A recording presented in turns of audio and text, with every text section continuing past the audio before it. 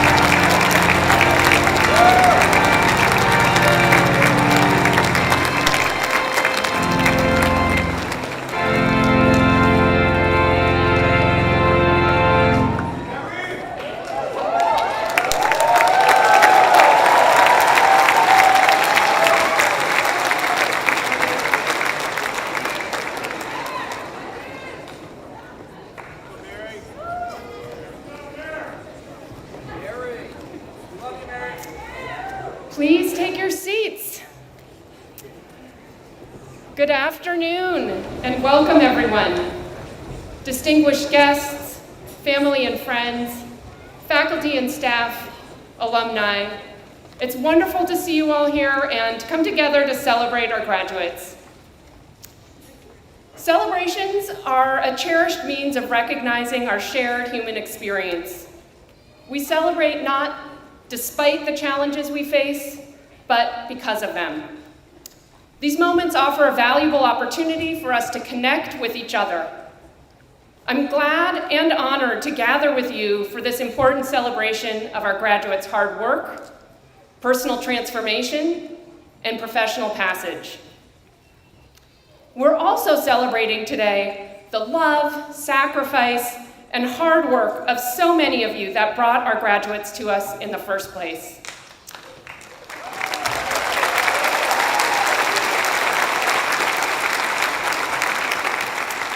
Your support has been essential, buoying our graduates along during a rigorous academic experience and tethering them to the person they were before we came along and made them so much more opinionated and argumentative. We're very sorry about that part of it. I'd like to take a moment just to collectively thank the family and friends here with us for sharing your loved ones with us and for joining us to celebrate them today. So let's have another round of applause for those loved ones.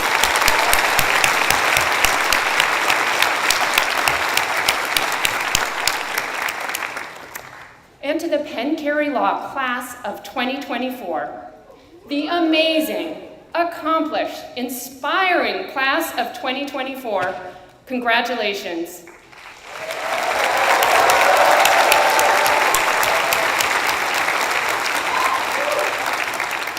There are a lot of superlatives that accurately describe this incredible class.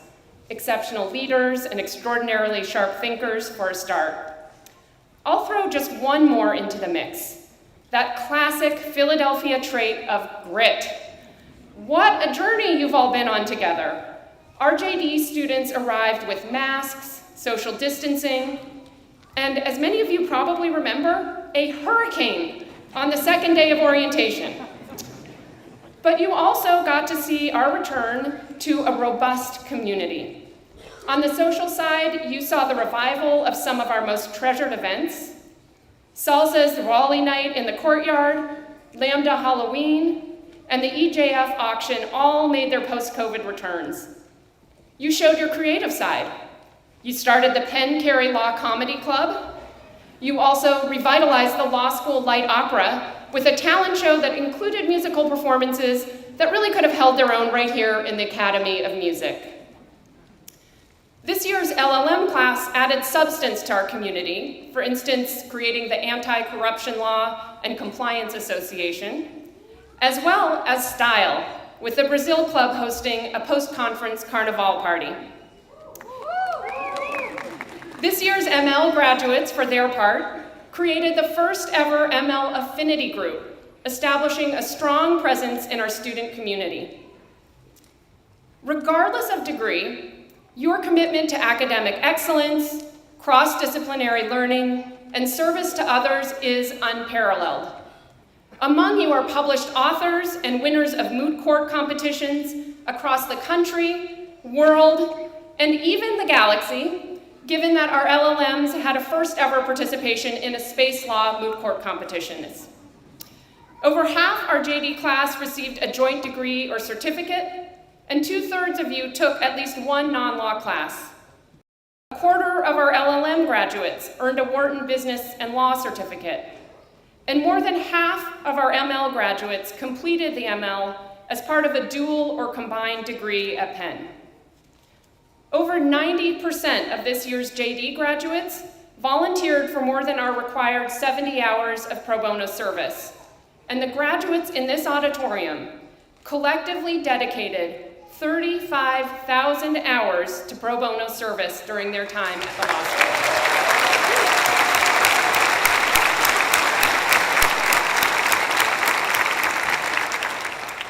Your plans for the future are as interesting and varied as you are. Some of this year's graduates will be continuing in a newly enhanced career. Others will be launching a fresh one. You'll find them working on 4 different continents, in large law firms and nonprofit legal service providers, in defender and prosecutor offices, in all 3 branches of government and impact litigation firms.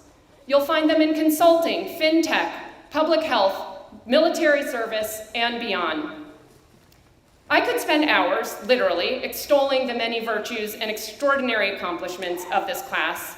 I hear that we have some graduates to recognize, however, so I am not going to do that. But I do want to leave you with some real advice to consider as you mark this important milestone. This is how I always used to end my classes as a professor, and what can I say? Old habits are hard to break. So these 3 life lessons are ones that have served us well as a community, and I hope can continue to benefit you in the years to come. Lesson 1. Love small children. No, that's not what I was going to say. Value relationships. I recently celebrated my 54th birthday with some of my closest and oldest friends, each of whom has helped me during a critical juncture in my life. In this first year as Dean of the Law School, I've deepened already long-standing relationships with colleagues while building many new ones. I've also had to learn how to create and maintain meaningful relationships with students whom I no longer have the great pleasure of teaching. All of this has occurred during a time that has tested even the strongest and deepest of bonds. There has been nothing like this year, in other words, to make me deeply value relationships, whether personal, professional, or some kind of magical combination of both. So as you move into the next phase of your life, invest in the relationships you've built and continue to grow new connections in your career and personal lives. And when times test those relationships, think ahead to some far off, totally unimaginable life landmark, a 54th birthday perhaps, and play the long game. I can tell you from personal experience, it is well worth it. Lesson 2, disagree productively. Now, in the legal profession, we are no strangers to disagreement. In fact, it's the cornerstone of our adversarial system. Also paramount, though, is recognizing that our adversaries are not our enemies. With polarization the norm, the ability to engage in respectful and constructive disagreement is essential. During law school, you have been equipped well in this regard. You've been trained not only to argue your own positions, but also to listen, to truly listen to the perspectives of others. I've been so impressed by your ability to engage constructively, no matter how difficult or how divisive the issues that confront us. That ability is a hallmark of excellent lawyering and of our vibrant and collegial community. So I urge you, as you launch your careers, continue to seek out opportunities to engage across differences and divides. Disagree, yes, but in a way that produces results and values the relationships involved. Lesson 3, be open to the laws and life's side paths, because they sometimes become your main path. Legal careers are transforming in ways that many other professions did decades ago. In my employment law class, we talked about this as the shift from a ladder-like career to a latticed career. This means that for many of you, your future will not involve moving in lockstep along a single career trajectory. That's the ladder model. Instead, you should be prepared to pursue the same kind of job in different places and to remake your career a number of times over. That's the lattice. Now, this uncertainty can feel unnerving, but it is also ripe with opportunity. Perhaps a chance experience will lead you to use the law in a new way that reignites your passion for your work. Maybe a pro bono case will inspire you to become an advocate for systemic change. Or maybe, years from now, you will find your way into politics, or the academy, or journalism, just like our distinguished speaker this afternoon. Whatever your journey may be, I encourage you to embrace the uncertainty, to welcome serendipity, and to remain open to the side paths that lie ahead. Who knows? Down the road, it may even be that a relationship made during law school and sustained across disagreement opens an unexpected opportunity for you. Class of 2024, we have great hope and the highest expectations for you. We also have incredible confidence and bursting pride in you. Rapid change and critical challenges may await. Your time at Penn Carey Law has prepared you not only to meet them, but also to lead us through them. Please know that you will forever be a part of the Penn Carey Law community. All of us at the law school wish you every success on the road that lies ahead. We will be cheering you on into your bright, branching, and impactful futures, and cannot wait to see what's next. Congratulations.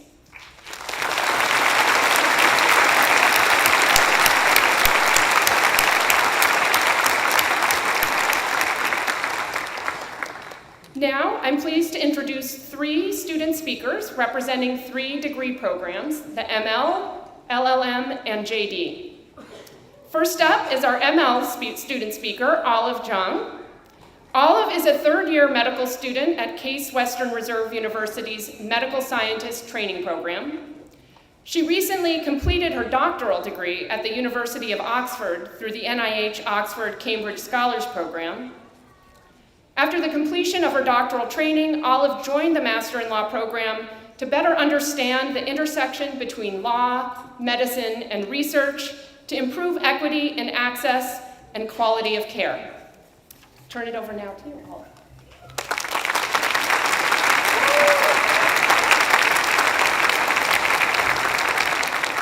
Thank you so much to Dean Lee for the lovely introduction, and welcome to family, friends, and colleagues of the graduates here today to celebrate this wonderful milestone.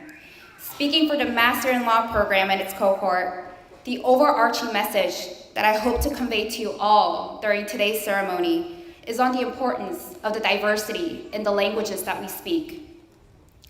The most profound and provoking lesson that I learned during my time here is that the language spoken in law differs significantly from those spoken in clinical medicine and biomedical research. Language, at its very core, it represents an aggregate of desires from individuals who want to connect to each other and is not just about the simple classification process or system of semantics and phrases. I've personally seen its power on display just this past week while serving on Special Rapporteur Rangita de Silva de Awos' team at the United Nations CEDAW 88th session in Geneva. One of the state parties that were scheduled for CEDAW review was the Republic of Korea. This was extremely personal for me, given that my parents were born immediately after the Korean War armistice and have undergone multiple authoritarian regimes. And with these governments, have witnessed and lived through the gains and losses of human and women's rights, a struggle that continues even to this day. Given the high stakes of this session, our team had to constantly strategize around the tone underlying the questions directed towards ROK to ensure the state parties' continued engagement in these dialogues around women's rights. As a bilingual, I navigated the nuances between these languages to ensure proper reading between the spoken lines and to identify the non-obvious intent and purposes from the various stakeholders involved. But beyond these literal interpretations, languages are also profoundly reflective of the institutions in which they're used. In science, we focus on the endless possibility of the unknown. We design experiments based on our curiosities and observations about the natural phenomena that puzzle and challenge us. Our language focuses around what is seemingly impossible to make it possible. In clinical institutions, we often center our language around what should be done for their patients and their families. Our language is shaped and bound by the existing structure of such institutions and the laws containing the dynamics of our health system. We try to seek equity through the delivery of medical and health care. While at Penn Carey Law, I engage with the students in the law community where they instead focus on what can be achieved through a given, already established framework and how one can change the current paradigm in law. For my fellow colleagues in medicine and research, our perceived abyss and struggle to connect between what should be done and what is being done has ultimately been due to our lack of appreciation, perhaps, of what can be done. And that gap is where the law comes in. Throughout, I have been fascinated and jarred by the fundamental differences in law students' approach to sociopolitical issues, especially when compared to how medical students and graduate research fellows discuss these same topics.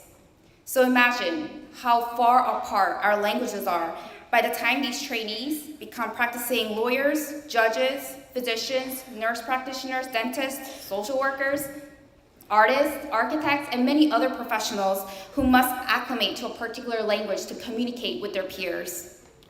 In many ways, we're like a symphonic orchestra comprised of various instrumental sections that must learn to play together, despite the completely different clefs, time signatures, and dynamics that each section is reading, all with the end goal of creating music that will inspire and move communities. Any orchestral musician, I'm sure out there in the audience, would know the amount of dedication and collaboration required within and amongst different sections to ensure that the night of the performance is an evening to remember for the audience. Such is the case for us in different institutions of thought, training, and profession, that we continue to reach across the aisles to one another while speaking our respective languages. We must embrace the vulnerability that comes with that unknowing. Only then can we start to have a way forward to resolving major issues that our society faces today. Collective action and discussion ensure collective survival and progress. So I hope that wherever our lives take us, that we continue to challenge ourselves and learn the language of others. With that, I would like to congratulate all of us for our remarkable achievements and wish that we continue to desire to do good for this world and to inspire generations to come. Thank you.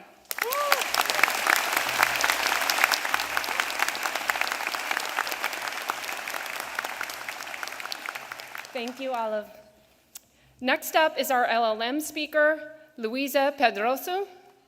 In addition to graduating with her LLM degree, Luisa has earned the Wharton Business and Law Certificate. She served on Lambda's board of directors, and prior to joining Penn Carey Law, Luisa was a senior associate in the dispute resolution department of a major Brazilian law firm, where she also serves on the LGBTQIA+ committee. Luisa, the floor is yours.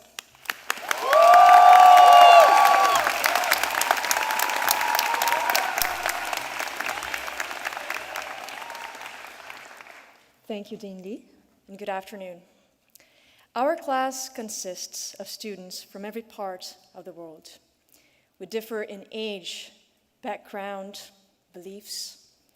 This means that my task here today is a challenging one. I am to treat us as a unit while capturing our complexities. Speak of us, yes, but also on our behalf. What really binds us, other than the appreciation for the scandalous number of free meals that the school has fed us? As I sat down to write this speech, I felt tempted to talk about the ways in which our diversity has enriched our experience, about how strangers became friends or the number of countries reflected in our cohort. Upon further reflection, I decided against it. I would rather speak of our hands. Biologically designed to manage both gross and fine motor skills, our hands are primarily thought of as tools, but our hands also tell our stories. As I stare down at my palms and fingers, I think of how mine and your hands reveal clues of who we are. Some of our fingertips are hardened by the strings of an instrument. Some of our wrists have been hurt while swinging a racket. Some of our fingernails betray meticulousness or anxiety. We sometimes bear marks, a burn, a scar, a cut, that trace back to our childhoods, but they also trace back to more. In the outermost layer of our fingertips are the carvings that we formed in the womb. Carvings that mark our uniqueness and identity, but which also speak of history that precedes us, our ancestry, our descent. Our hands are a symbol of who we are and why we are. Because looking at our hands invites us to turn our eyes to the hands of others, our parents, grandparents, caregivers, hands that may have become hardened through other means, fixing a screw, making notes with a pen, holding a scalpel, or writing on a blackboard. Hands that have washed off the dirt of us, held our sweaty palms as they stood witness of our struggle and joy and failure and shame and pride. Some of them are here as living witnesses to the end of yet another chapter in our stories. Some are watching from afar. Some are no longer with us. I know that I speak with over 1,000, or rather 100 voices when I say, here's to you, our first professors in a school with no walls, the gardeners that have watered the seed of our dreams, the masons that have laid the stones in our path, the path before our feet, a path that led us here, to a door that waited to be opened from the minute that we laid foot on 3501 Sampson Street. Sometimes to open a door means to close another. That was very much our case, in that respect for diversity seems not to matter at all. The sealed door that I refer to is that which connected us to our comfort zone, our social conventions, to our home. That door was temporarily shut, and what a blessing that was. I have found that when one is no longer defined by one's surroundings, they must then rely on the strengths and attributes carried within. Cast out of balance, we can only humbly take to learning how to adapt. And from this struggle, a better version of us emerges. One that is more in touch with the intangible values that define mankind, regardless of cultural boundaries. And in my case, a version that is more nimble and proficient with chopsticks. We came as we were, with our hardened fingertips, burn marks, calloused palms. Now we find ourselves between two doors, each of us carrying the imprints of our journey at this wonderful, wonderful university. And what a journey that was. Here's to us, class of 2024. Let us close the door behind us with ease. And as to the one before us, let us join our hands and together step past the threshold. Thank you.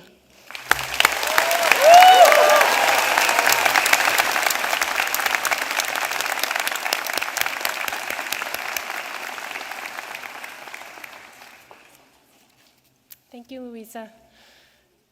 Next up, I'm pleased to introduce Michael Crone, this year's JD class president. Michael graduates with a joint JD MBA degree along with a litany of leadership positions while a law student, including class president, GAPSA president, law review managing editor, and perhaps most impressively, lead singer at a Wharton rock concert. After graduation, Michael will join the law firm of Morgan, Lewis, and Bacchus here in Philadelphia. Michael, please.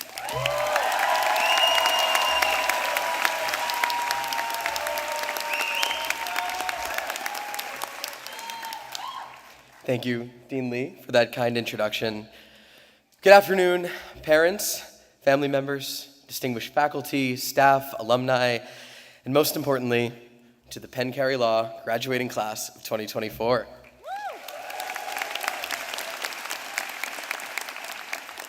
Thank you, first and foremost, for providing me with the opportunity to test out my new Tight 5 in front of the biggest and most captive audience yet. For those of you who don't know me or who recognize me as just the sender on class-wide emails, my name is Michael Crone, and I've had the privilege of serving this year as the president of the Penn Carey Law JD class of 2024. As a class, we entered law school during a time of global turbulence. During our 1L year, despite the advancements of vaccines and preventative measures, we spent the year under a pall, questioning whether COVID-19 would force us back behind our screens after emerging into this wild experience, getting to know more than 300 people. Now, you might know law school as an experience where all of our grades are based on one summative assessment at the end of a semester, but during our 1L year, we had to take a test every other week just to go to class. We presented our green passes to friendly faces behind masks, and we shivered in the courtyard in the winter as we sought to eat lunch among our friends. Only during 2L did we finally realize the warmth and the free food that the goat provides.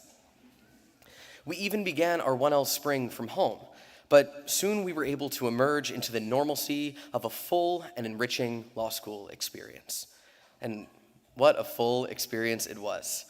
After all, we were the ones who found ourselves holed up on the 4th floor of Biddle late at night with a bevy of highlighters, all sorts of colors, trying to make sense of why Putney was liable for kicking Vosburgh, or what to make sense of substantive due process, or why on earth there were 2 ships, both named Peerless. We were the ones who woke up early on a Saturday morning to adjust the formatting on our LPS memos after wondering whether the copyrighted image in the assignment was a GIF or a GIF. It's a GIF. We were the ones who put on our finest business attire to argue in the Keedy Cup competition, mock trials, negotiations boot camps, and global moot court tournaments. We were the ones who put in the time, the effort, and probably the blood, sweat, and tears. But we didn't get here alone. Each of us has behind us the family, the friends, the mentors, the peers who have pushed us to achieve more and who are there for us during that really, really hard thing that we just did. Now, this spring, the 3L class, in partnership with our wonderful Student Affairs Office, launched an initiative that we call Gratitude, in which the graduating students could give thanks to those who supported them on their journey these last 3 years. If you were around the law school at this reception yesterday, you might have seen the notes of gratitude on the screens, or you can take a look at them on the Commencement website. Students thanked faculty, they thanked staff, security officers, peers, and more. Not only is gratitude an important virtue, but it can also help to make you happier, as proven by researchers right here at Penn. So, in an effort to express some gratitude and to make an attempt to improve my own happiness before diving headfirst into a summer of bar prep, I'd like to use this time to express appreciation for 3 people without whom I would not be here today, and to share the lessons I've learned from them that will serve us all as a class, as scholars, and as lawyers. First, I'm grateful to my mom, Sandy, she's right over there.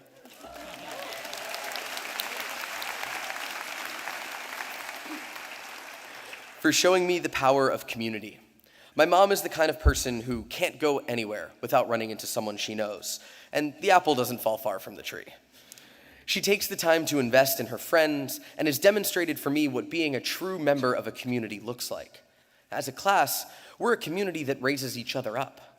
We're a community that comes to each other's aid in times of need. And we're a community that, regardless of wherever we go beyond Sansom Street, will always have the bond of the experience that we just endured together. I also want to thank my grandma, Judy, also back there. Thank you. I want to thank my grandma, Judy, for instilling in me the love of reading.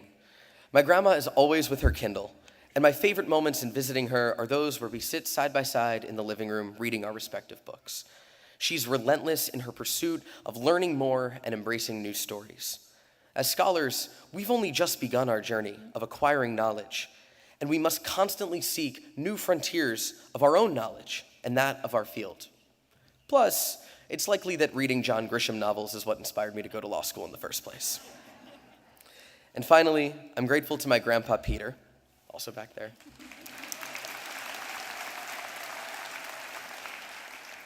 for showing me the power of comedy and bringing joy to any situation. My grandpa is no stranger to a stage like this as an actor and a comedian himself, and he's the funniest person I know.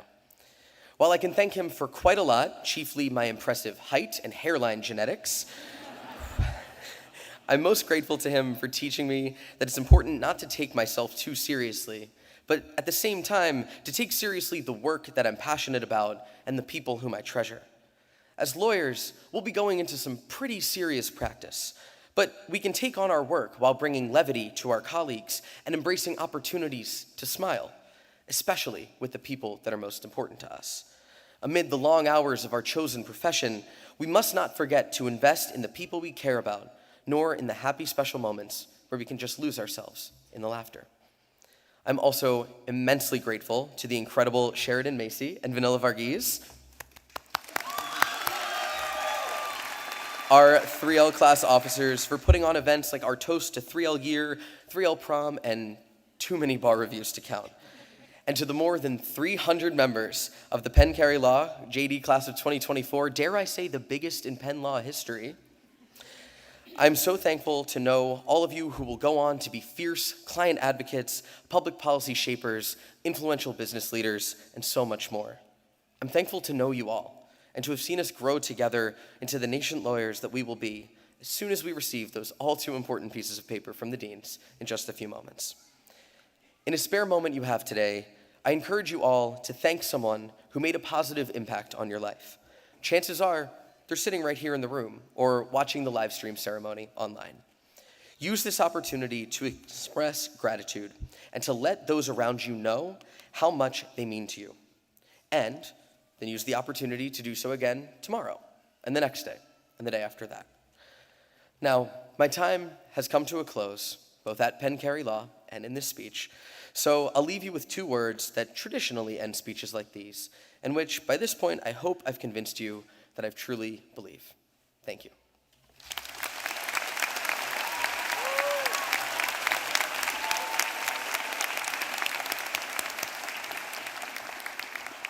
Thank you, Michael. Thank you, Michael. Now, our two other JD class officers will present the Harvey Levin Award for Teaching Excellence to Professor Jean Galbraith. Vanilla Varghese hails from Spring Valley, New York, and graduates with a joint JD Masters of Bioethics degree. As a student, Vanilla served as an editor on the Journal of Law and Social Change and as the Council of Student Representatives president, organizing some of our hallmark student community events, which you just heard a summary of from Michael. After graduation, Vanilla will join the law firm of Cozen O'Connor. Sheridan Macy comes to us via Omaha, Nebraska, and helped keep our 100+ student group solvent in her role as Council of Student Representatives treasurer. She was also an avid admissions volunteer and spent many hours traveling up and down the East Coast to watch her beloved Nebraska Cornhuskers play football. After graduation, Sheridan will join the nonprofit legal advocacy organization Accountability Council in San Francisco. Vanilla and Sheridan, I turn over the podium to you.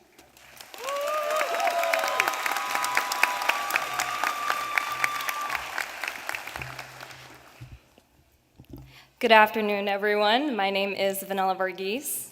My name is Sheridan Macy. Oh, does this one? Yep. My name is Sheridan Macy. We are this year's 3L class officers. Each year, the graduating JD class votes to select an outstanding faculty member of the law school who embodies exceptional teaching excellence. This year is no different. On behalf of the JD class of 2024, we are honored to present the Harvey Levin Award for Teaching Excellence to Professor Jean Galbraith.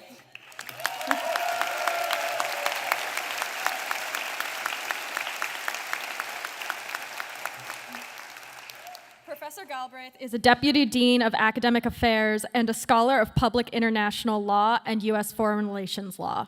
Her research focuses on how legal and institutional design choices affect international cooperation and global justice.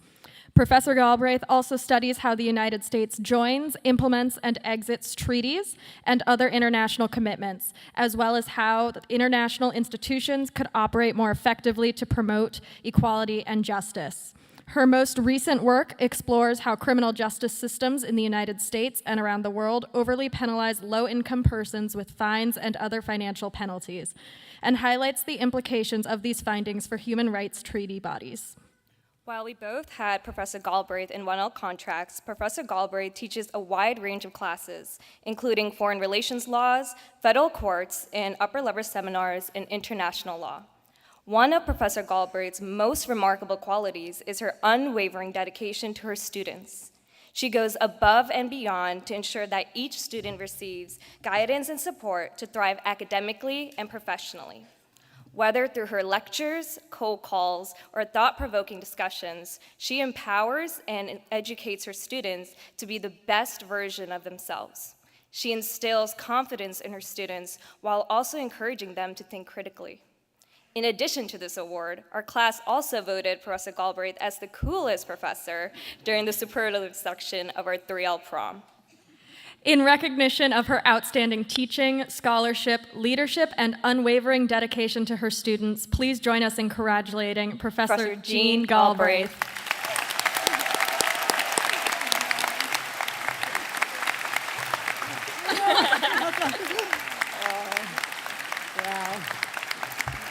Congratulations, class of 2024. I can close my eyes at this moment and be back with 100 of you in the basement of Gittes in the fall of 2021 as we were beginning to emerge from that pandemic, all in masks, but so happy to be physically together. I have never taught a class so happy to put away your electronic devices. And you brought with you that love of learning, that commitment to community, that ethos of service, that willingness to, the courage to talk across difference and to listen across difference, and your zest for justice. I want to imprint your values upon the world.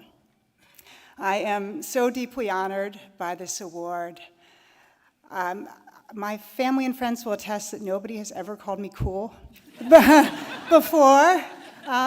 But I have loved teaching you, and I am so proud of you, and perhaps as you get older, it's loving what you do and being proud of what you do that makes you cool. So with that, let me please wish on you the same thing. Please go out there and find work that you love and that you're proud of. Thank you.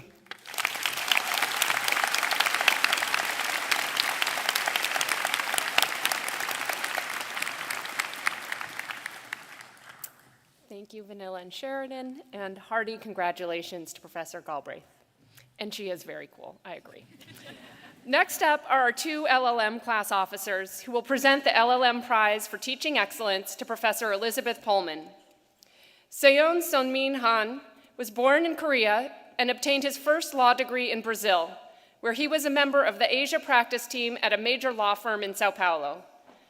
During his LLM year, Seon served as class president and the institutional relations officer for the newly formed Penn Carey Law Brazilian Association. Abdul Aziz Al Saud is from the Kingdom of Saudi Arabia and was recently shortlisted by the Legal 500 as one of the youngest leading professionals in the Middle East and North Africa. This past year, Aziz served as class vice president, was the events officer for the newly formed Penn Anti-Corruption and Compliance Association, and was the LLM representative for both the Funds and Investment Management Association and the International Law Society. Seon and Aziz.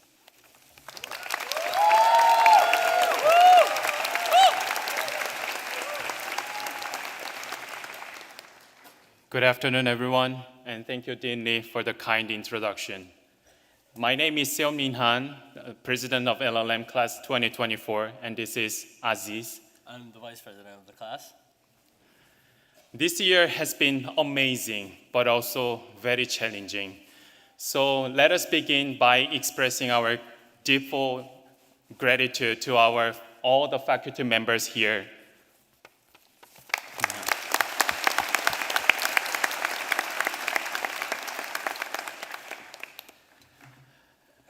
Managing questions and curiosities of the students coming from 31 different countries should have been very challenging. We know that we are too creative sometimes.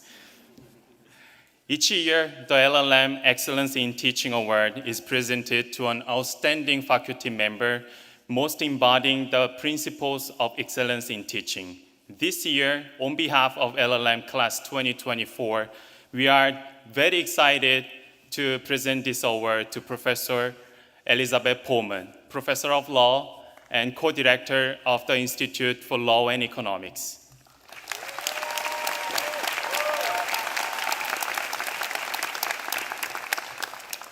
Just to speak of a few accolades that Professor Pullman already has. In 2021, Professor Pullman won this LLM Teaching Award. And in the very next year, also the Harvey Levin Memorial Award. With this year's award, she continues her trophy collection, and it reflects how much she is admired and loved by the whole law school, and especially the LLMs. Professor Pullman is a distinguished expert in business law with a focus on corporate law, governance, startups, and venture capital. Her scholarly contributions are widely recognized, with multiple articles being selected among the top 10 best corporate and securities articles in their respective years. Even though she has all these enormous accolades, from a distinguished legal scholar to a leadership position on campus, she has been so warm, energetic, inspiring, gives us donuts and brownies. Further, her curiosity and genuine interest in where each and every one of us come from and our perspectives were greatly appreciated by all of us and by herself. So congratulations, Professor Pullman, on the success, and many to come.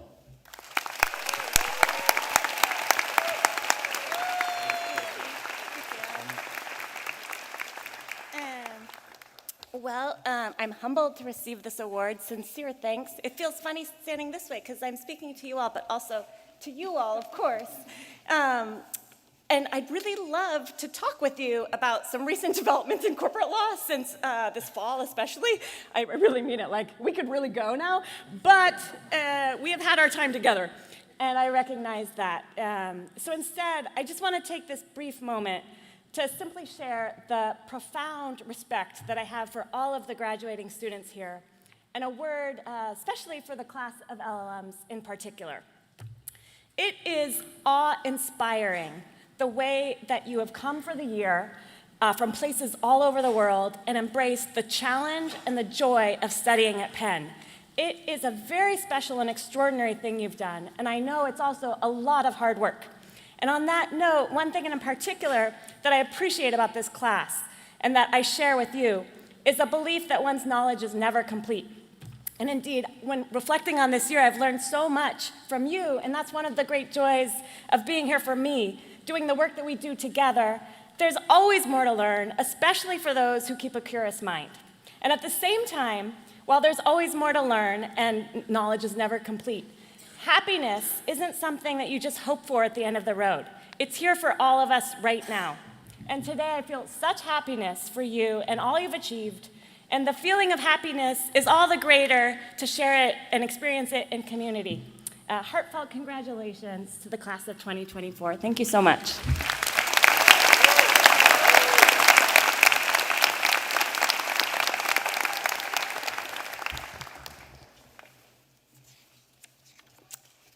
All right. Thank you, Salmin and Aziz, and many congratulations, Professor Pullman. It's now my great pleasure to introduce our distinguished speaker. Adam Liptak has served as the Supreme Court correspondent for the New York Times since 2008. Over the course of his more than 35-year career, Mr. Liptak has made an indelible impact on journalism, the legal profession, and the public's understanding of the law. I spoke earlier about the shift of legal careers from ladder-like trajectories to latticed ones. Mr. Liptak is an inspiring example of how you all might one day weave such a lattice for yourself. Mr. Liptak earned both his undergraduate and law degrees from Yale. As an undergraduate, he was an editor of the Yale Daily News, and as a law student, he worked as a summer clerk in the New York Times Company's legal department. Mr. Liptak started his post-law career in New York at Cahill, Gordon, and Reindel as a litigation associate specializing in First Amendment matters. He joined the New York Times Company's legal department in 1992, where he would go on to spend a decade advising on matters related to defamation, libel, and privacy. After practicing as a lawyer for 14 years, he joined the New York Times news staff in 2002 as its national legal correspondent.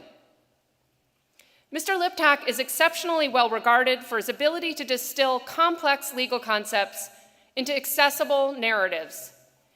He once remarked of his reportorial philosophy, "You need to try to find the right level of conversational generality that makes the court, a very, very important institution, accessible for people.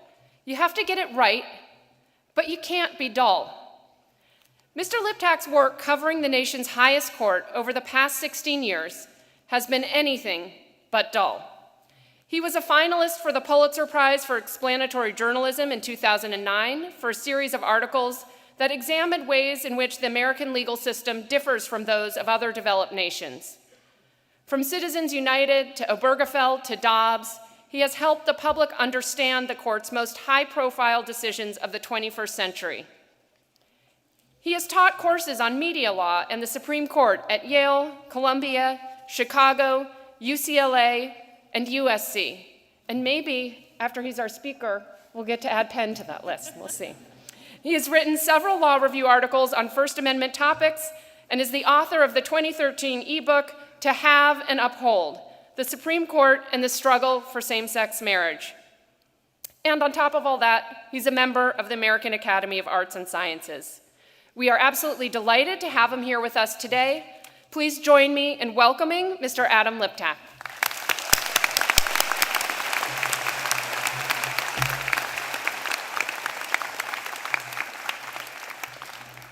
Thank you, Dean Lee, for that generous introduction. And I have to say, it's a privilege of the first order to be with you on this momentous day. And I want to join in the chorus of congratulations. Penn Carey Law School Class of 2024, you should be very proud of what you have accomplished, and you should be very excited about the opportunities that await you, thanks to the education you have gotten here. This is your day.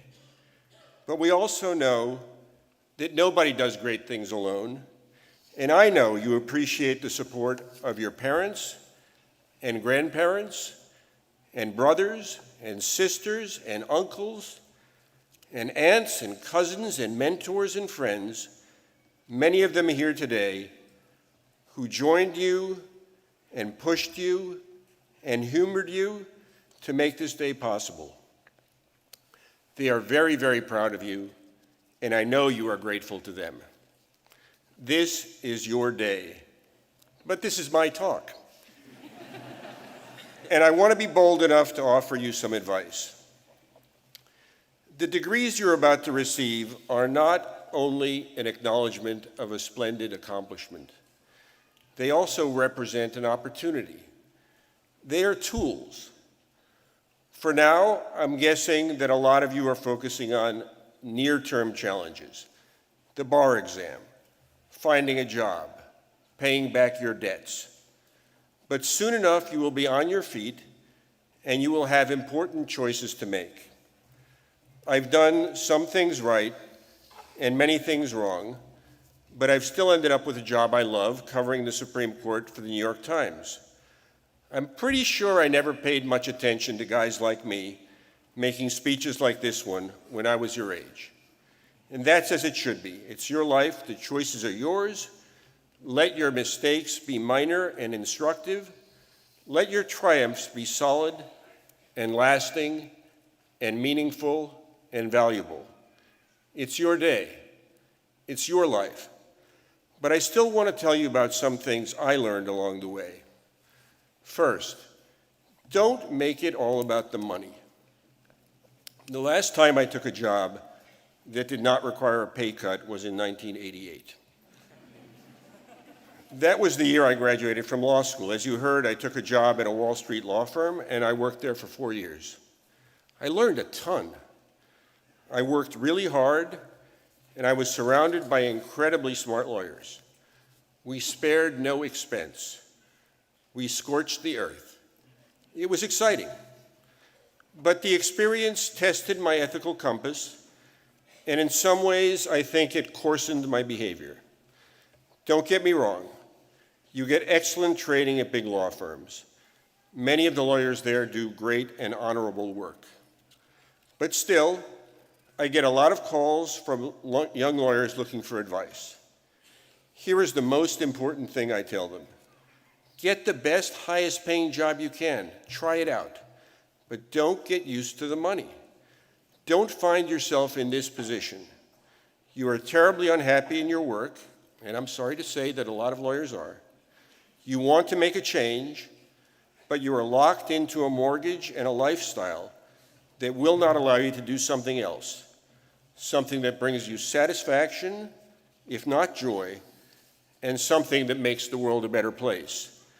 If you're locked in, you won't be able to be flexible and to think straight when the phone rings and the voice on the other end is talking about a great job in the government or in the legal academy or in public service.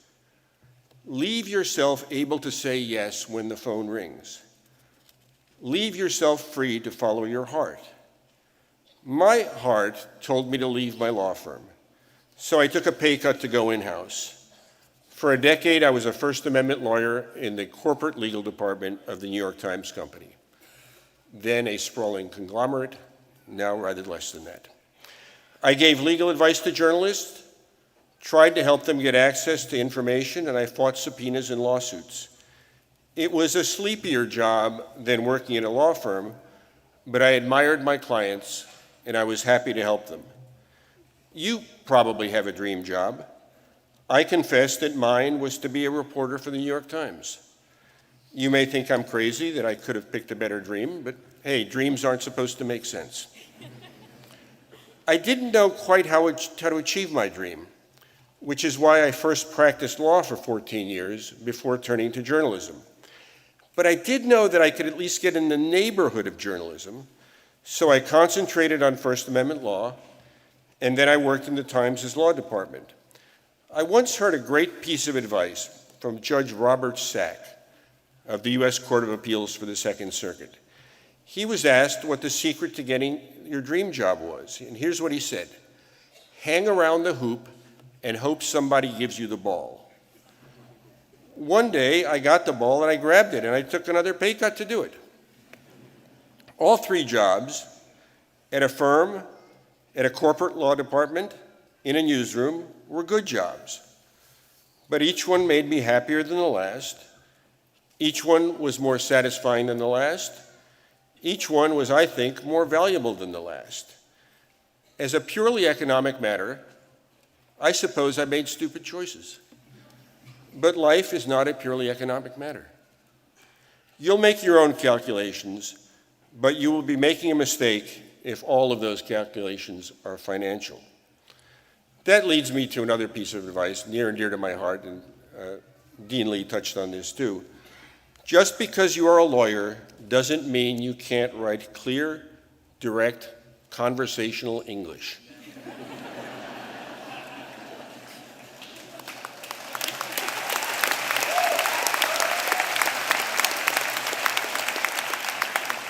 It works. Legalese, jargon, and wordiness hurt your ability to be persuasive, and not only to juries. Judges are busy. They are not expert in every area of the law, and they appreciate a crisp and candid overview of the facts and the law. Also, writing clearly requires you to understand your own case. You should be truthful about your weak spots, cite the cases that hurt you.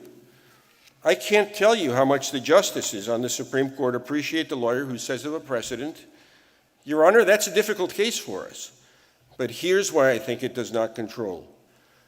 Straight shooters earn trust, and that credibility will pay dividends in that case and over your career. The legal profession has devalued writing. At firms, young associates write first drafts. In the chambers of the United States Supreme Court, young law clerks write first drafts. That results in institutional, bureaucratic prose that is sometimes all but unreadable. Good writers write from the ground up. Good writers write every word themselves. The giants of judicial craft are remembered because they found exactly the right words, and they found those words themselves. More advice. Treat your adversaries decently. When I was a young associate, I'm embarrassed to report, I did not always follow this rule. I remember one out-of-town deposition where my adversary had forgotten to bring along a copy of an important document.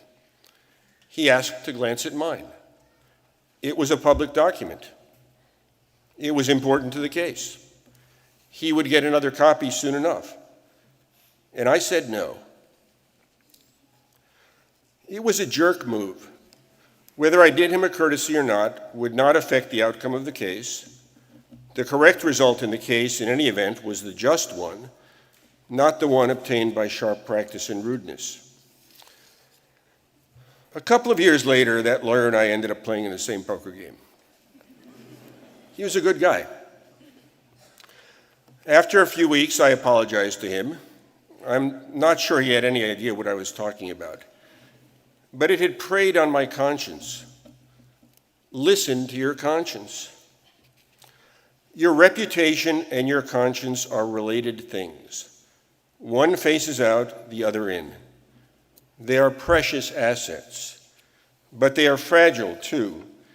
It can take only a single stupid mistake, a single lapse, a single ethical blind spot to do lasting damage to your career. The world can be unforgiving. Think hard if something does not feel right or smell right. The high road is the right road. A law degree, as I said, is a powerful tool, but it is only a tool. It can be used for good or ill.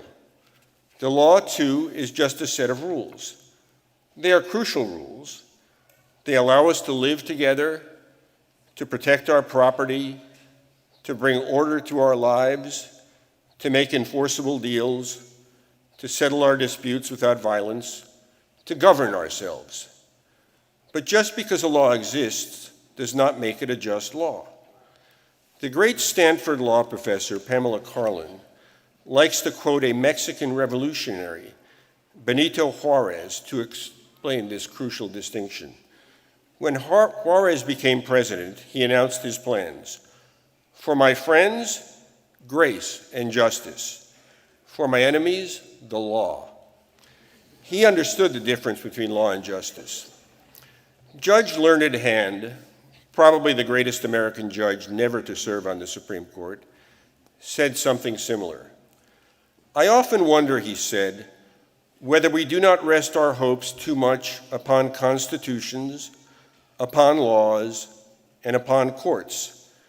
These are false hopes, he said. Believe me, these are false hopes. Liberty lies in the hearts of men and women. When it dies there, no constitution, no law, no court can ever do much to help it. And what did he mean by liberty? He put it this way: the spirit of liberty is the spirit which is not too sure that it is right. The spirit of liberty is the spirit which is not too sure that it is right. You have earned a high honor that will allow you to participate in what some people call the legal system. You and I know that its real name, the one that captures the deep nature of the enterprise, is the justice system. Congratulations and thank you.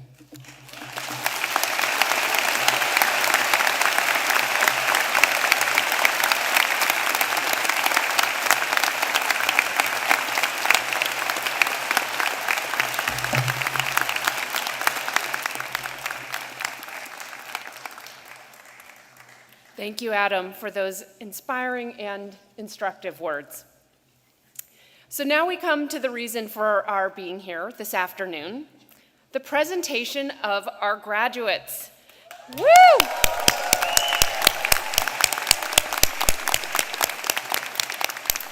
We have more than 450 students receiving their degrees today. For each of these students and their families, this is a moment of triumph and recognition. So I just ask that we please give each one of these deserving graduates the honor of your full respect and attention. And with that, I would like to call on Assistant Dean Catherine Restrepo to recognize our Master in Law graduates.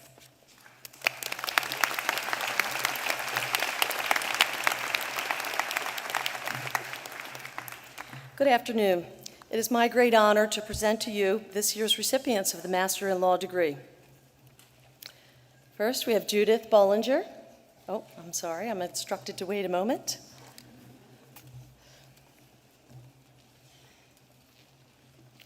Judith Bollinger.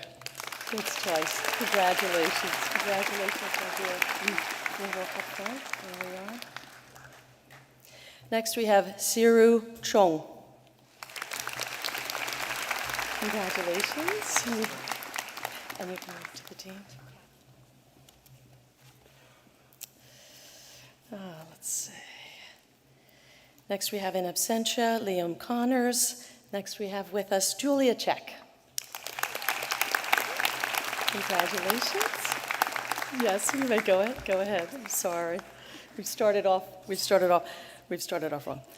Next, we have Jessica De Jesus. Congratulations.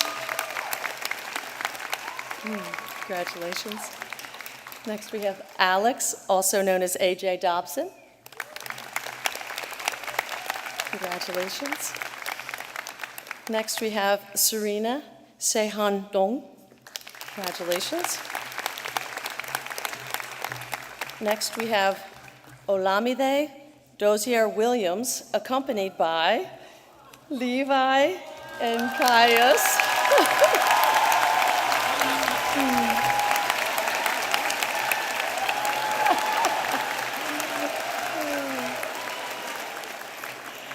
And in absentia, we have Sruti Ekara.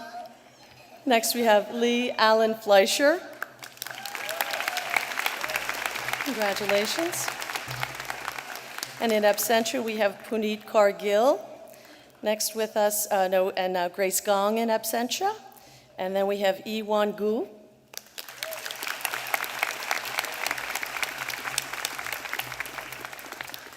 Next, we have William Han. Congratulations. Next, we have Kenyatta Amy Jennings.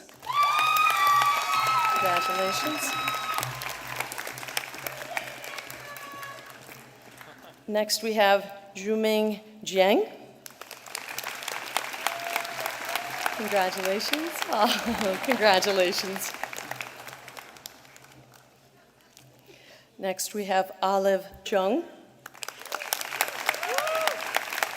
Congratulations. Thank you. You did a wonderful job. And next, we have Leo Do-hyung Kim.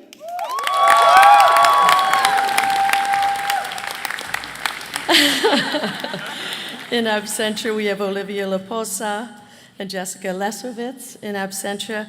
And then we have Michael Allen Levine. Congratulations.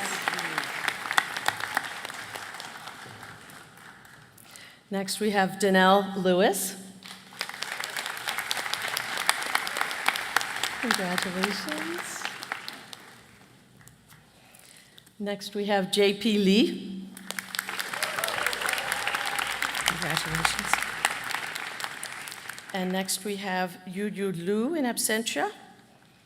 Jing Kyung Lu in absentia, and Chao Lu. Yes, thank you. And we have Rebecca Liao.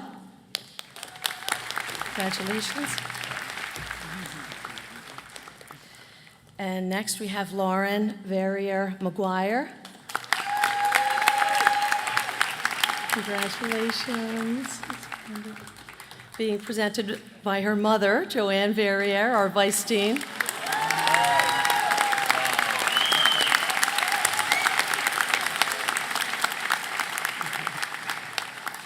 Next, we have Catherine Meyer. Congratulations. And next we have Nick, Nicholas, also known as Nick Miller. Congratulations. We have Matthew O'Connor. Congratulations. And next we have Arturo Perez, accompanied by Arturito, also known as Arturo Jr. Congratulations.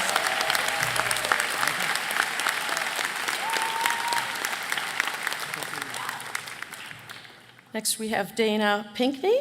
Congratulations. Congratulations. And in absentia, we have Lisa Quinlan and Walter Rogel and Gary Schneidkraut. And then we have Samir Shaw, accompanied by Raina and Zane Shaw, twins, both age 9.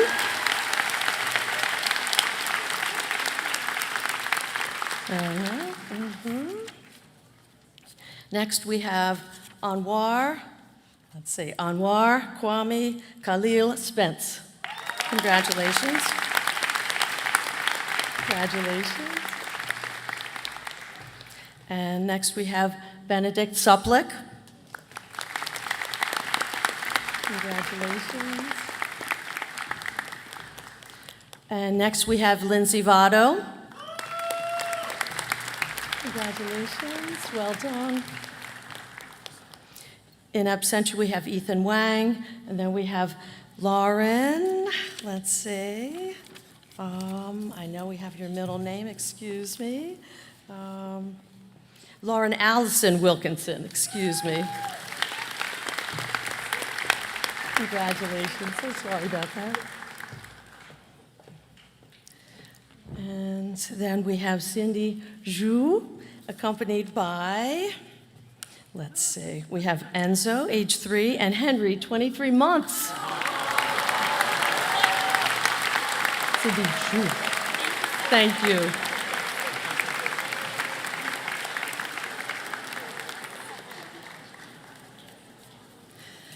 And with that, congratulations, Master-in-Law class of 2023 and 2024.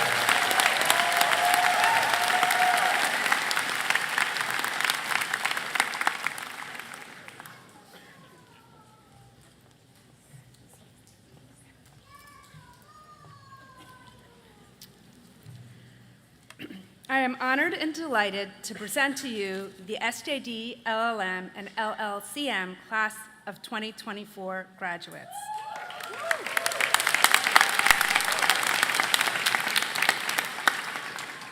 This year's SJD graduates are Alanud Alujmi,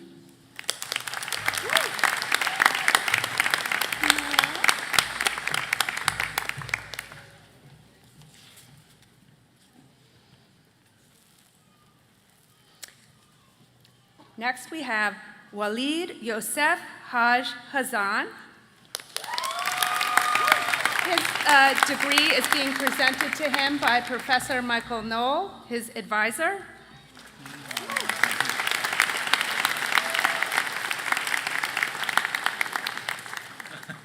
This year's LLCM graduate is Chiu Chung Wang.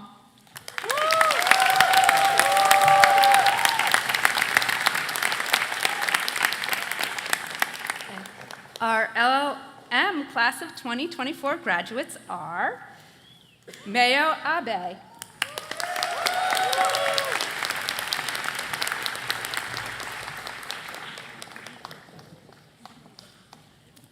Jesus Eugenio Acosta Flores,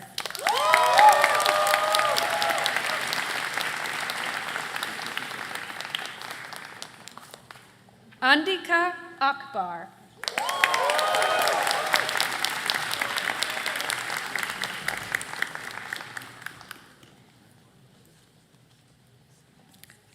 Victor Manuel Aldusara Favela,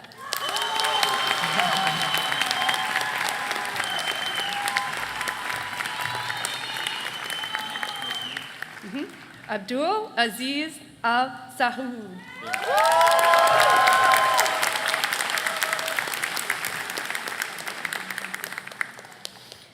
Parima Anusorni T. Sarn,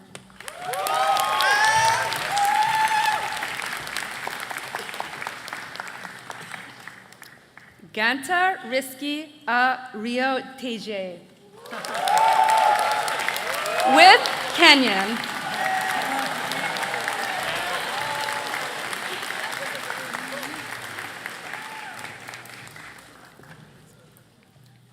C.Y. Ao.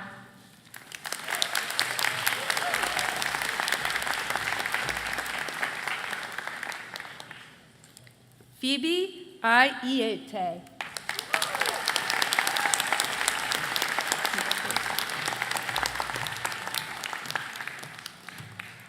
In absentia, we have Purinok Banchan Jaru Root.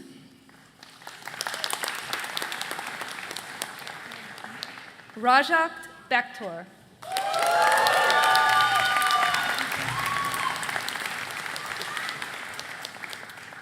Colette Jong.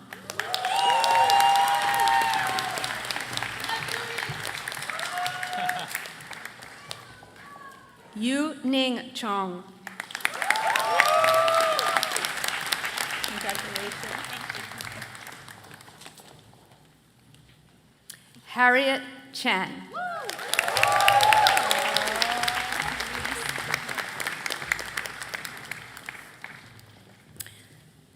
Nuo Chen.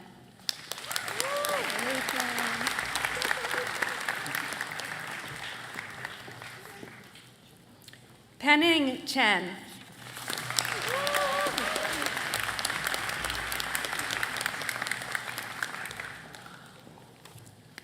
Zupong Chen.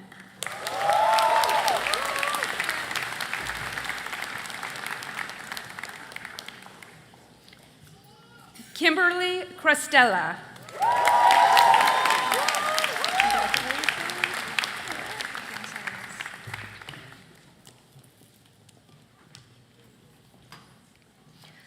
Amaranta Chukiwara.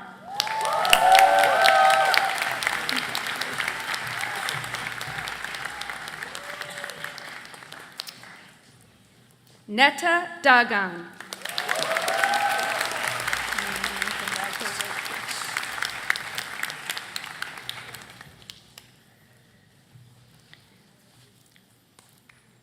Isadora Beheto Jamed A.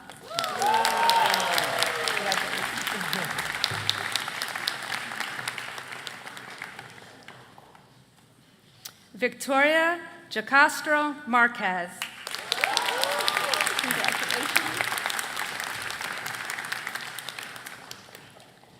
Anastasios Dimitrakopoulos.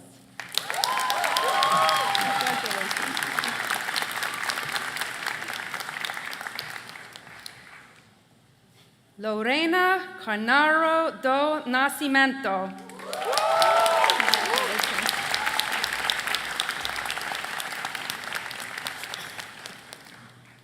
Fanji Dong.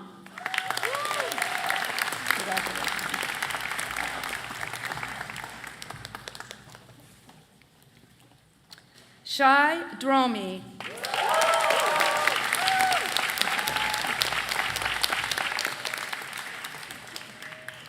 Claudia Duarte with Lara and Joaquin.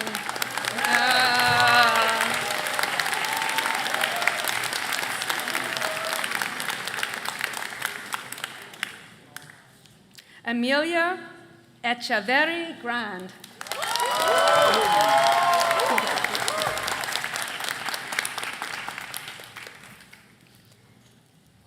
Ekaterina Fakirova.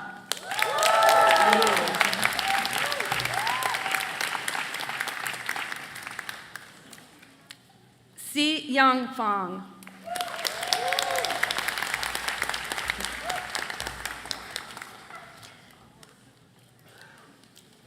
Diletta Franchi.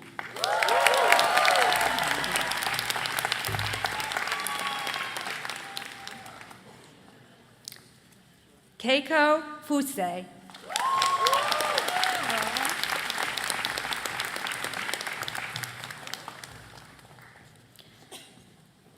Filippo Giacombo.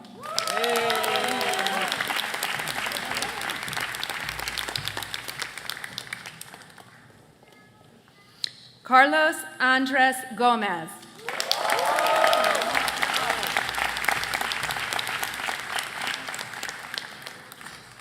Jose Antonio Gomez Canales.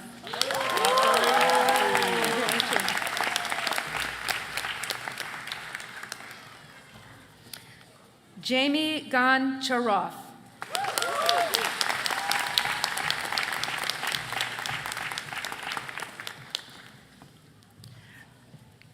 Yuro Haidar.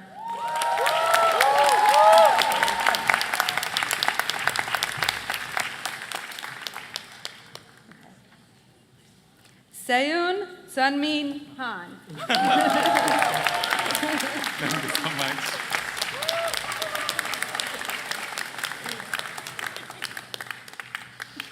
Isabel Hymans Vandenberg.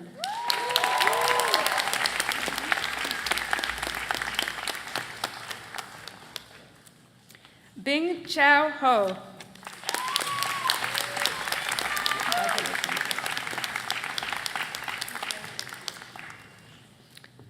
Chung Hu Wong.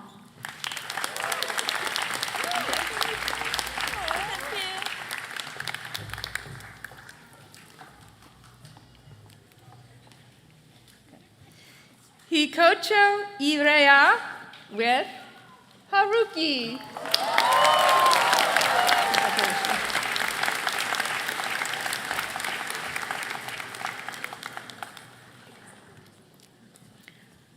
Kuta Kanazawa with Reiki, Ruki, and Tanushu. Oh, okay. Congratulations.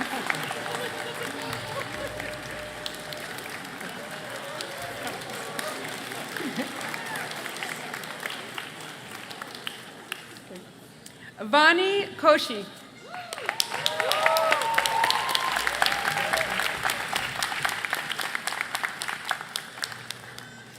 William Robert Kender.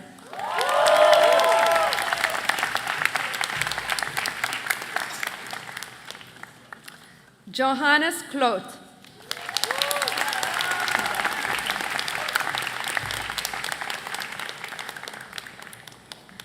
Timothy Koo.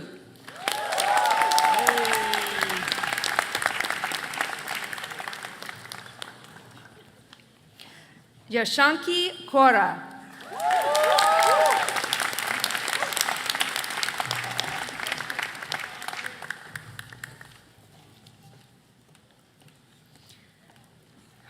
Sanhanporn Korwatana.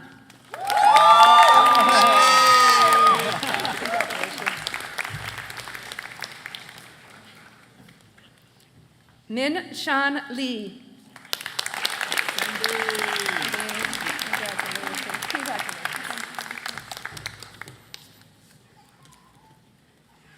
Lila Malka Lieven.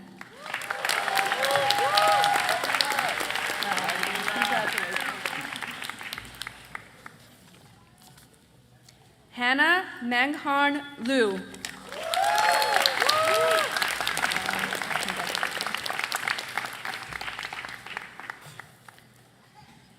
Dmitry Lupashensky.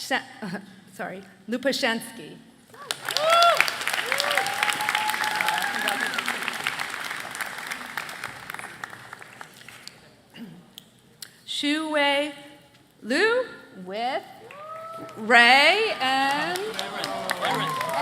Aaron.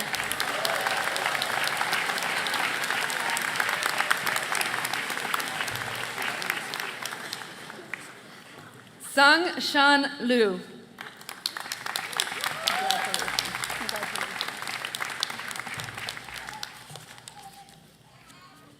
Alfonso Melagon Lozano.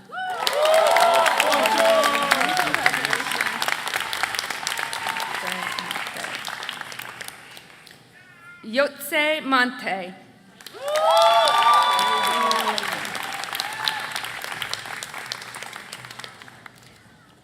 Takashi Matsuzaki, along with Taho Shino, and Keishi.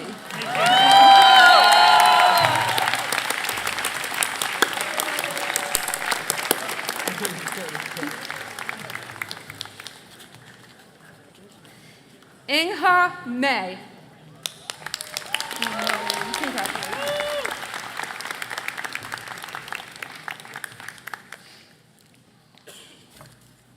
Lorenzo Marighetti.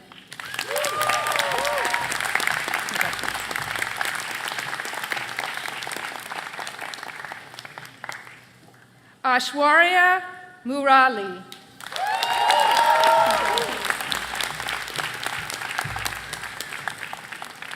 Camilo Navarez Lopez. Congratulations.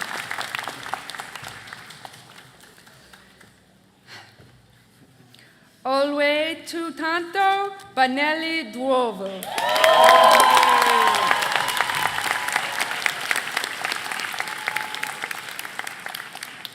Bob Kenojwe Najiri.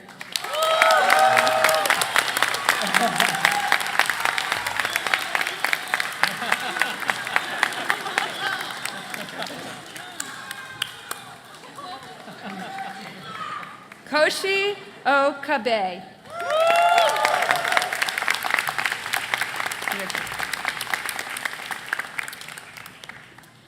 Vijay Prakash.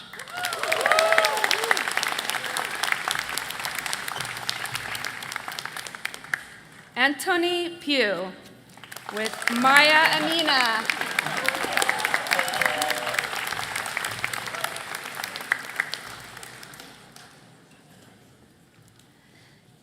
Freely Antari Putri. Congratulations.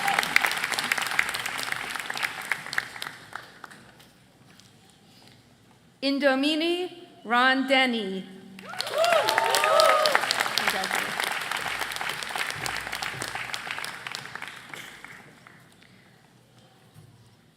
Sai Run.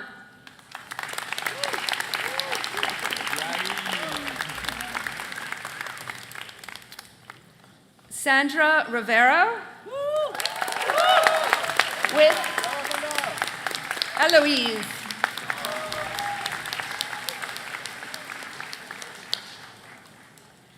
Luisa Pedrosa.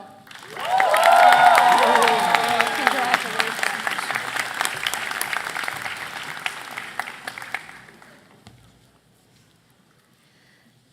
Mariana Fotora da Rosa.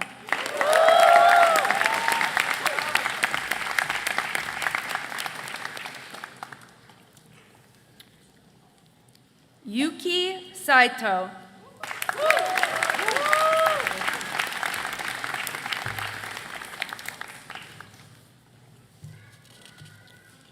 Laila Salome Kuri.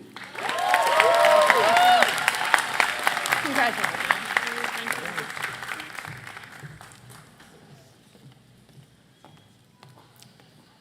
Jose Antonio Salgado. Congratulations.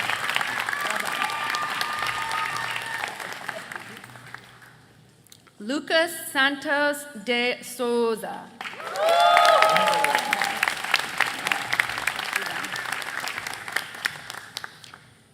Leticia de Conchi Sharecki. Congratulations.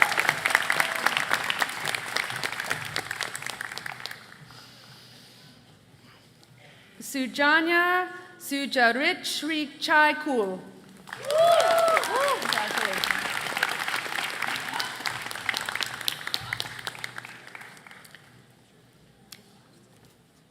Ilma Sulistiani.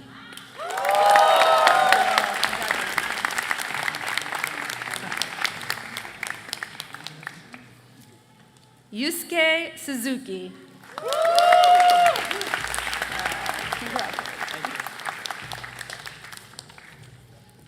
Adam Sosbo. Congratulations.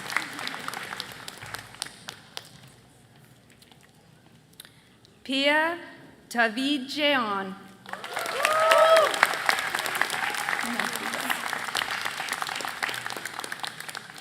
Mohammed Dimos Trebewo. Congratulations. Ting Hao Sao.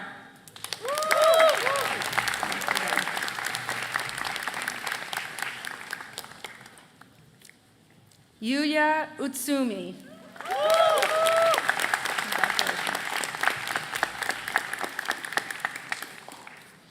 Ana Carolina Veloso Ferreira.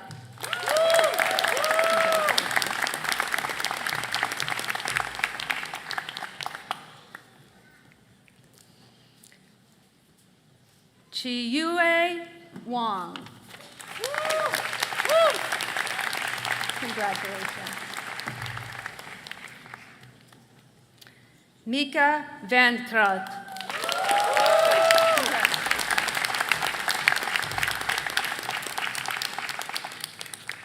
Benjamin Williams.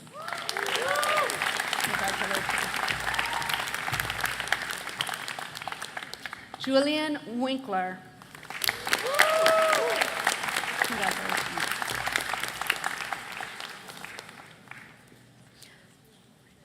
Jonathan Wiriajea Will-Ian. Congratulations.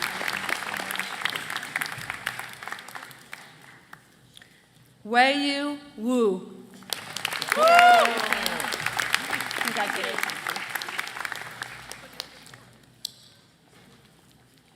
Hiroshi Yabunaka.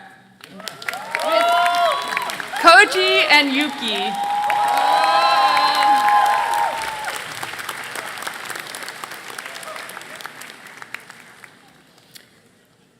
Mariko Yamanaka.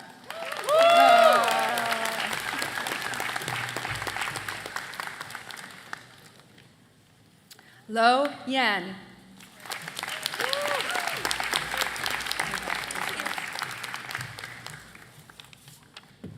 Xuan Yao.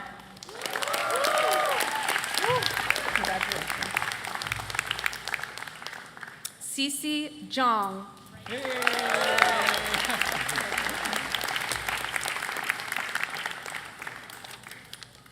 Yanan Zhang.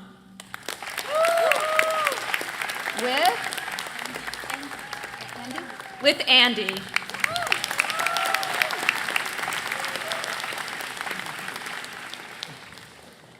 Wenjia Zhou.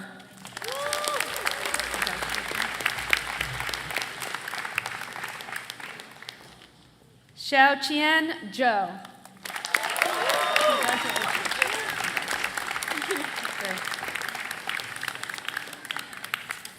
And with that, let's congratulate the LLM class of 2024.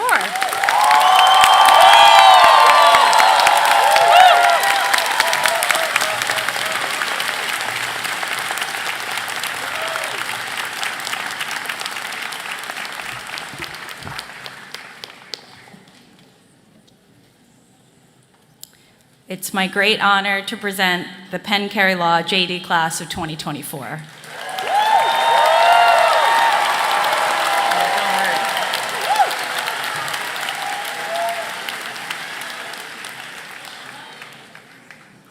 Alicia Agrawal.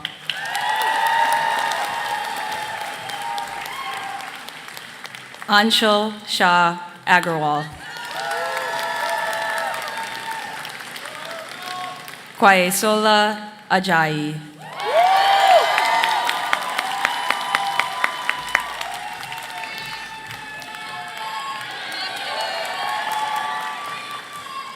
Arlene Diana Amador.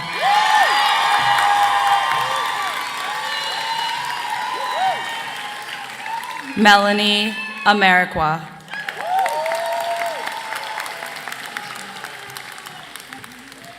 Alexis Nicole Arroyo.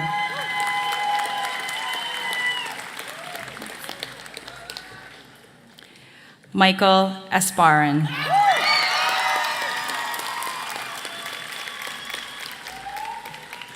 Nathan Aspinall.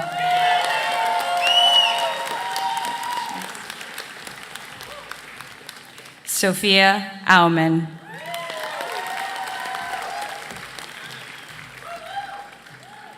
Bijan Avaz.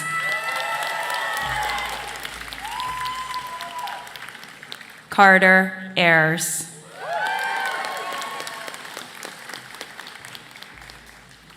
Saf Bajwa.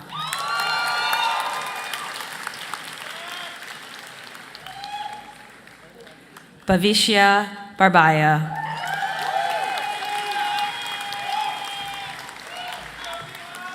Theodore Baumgardner.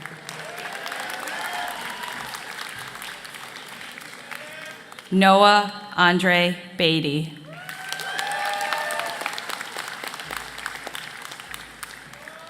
Veda Badala.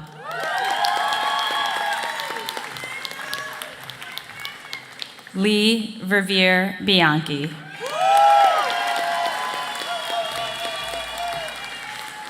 Megan Bird.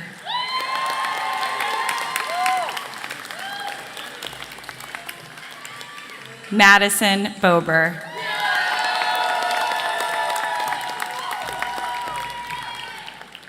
Andrew Leung Bookbinder.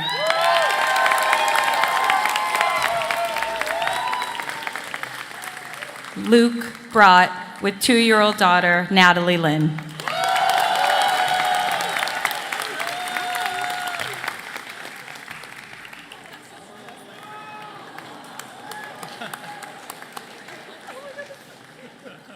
Barry Britvan.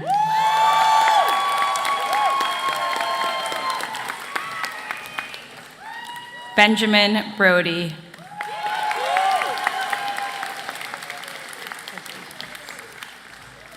Reem Brooks.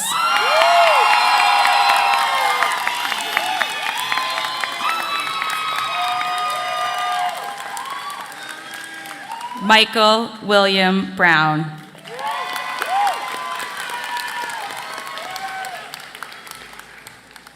Alexis Lane Bruger.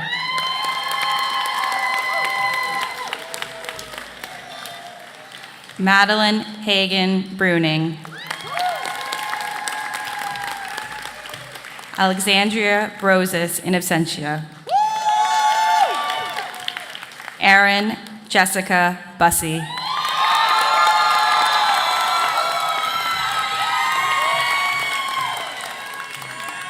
James Patrick Callison.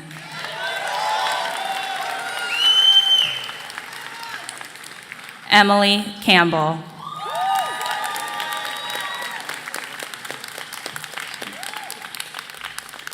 Katia Cardoza.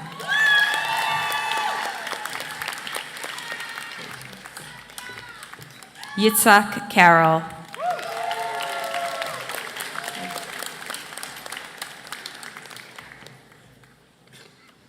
Piper Simone Casey.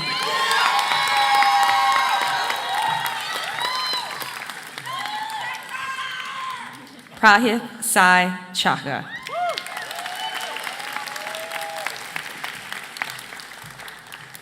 Hoyun Charlie Chian.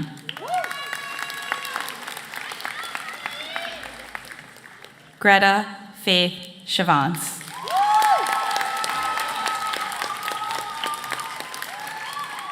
Anna Cho.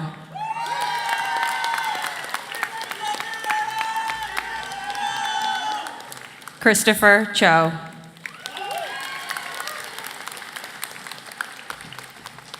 Noel Choi.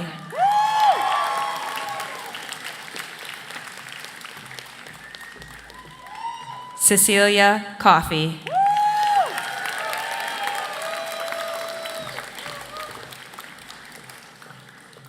Ethan Cohen, diploma presented by his father, Stephen Cohen, Law Class 1988.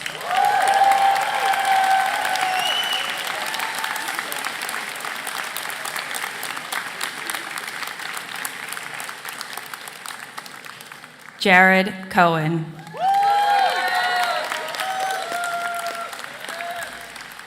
Katie Cohen.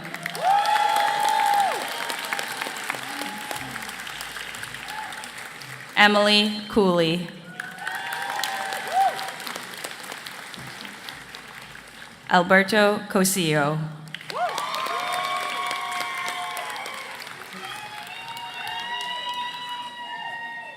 Amanda Damon.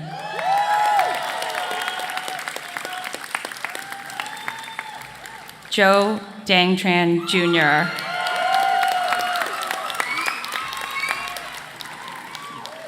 Adam DeLille, diploma presented by his father, Professor of Law, Jacques DeLille.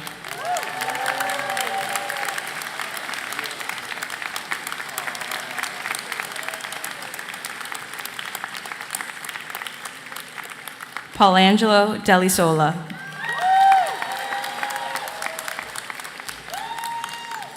Dermot Delude Dix.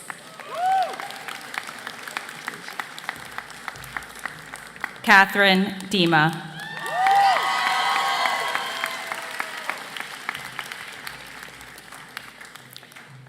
Ecclesiastes Genord Dacier.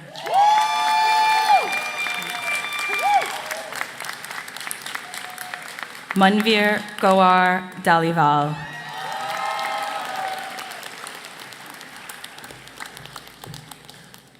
Manolo Diaz.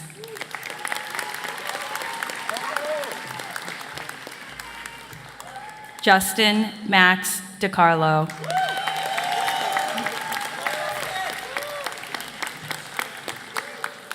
Thomas Dockery.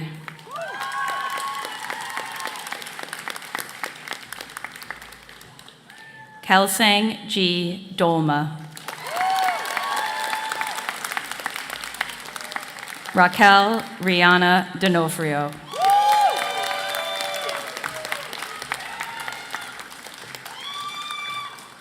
Jake Drucker.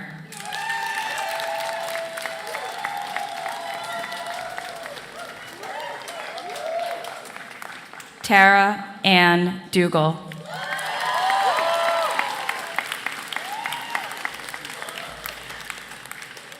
Corinne Dunn. Nathaniel Adelheit Rice. Beatrice Edmonds.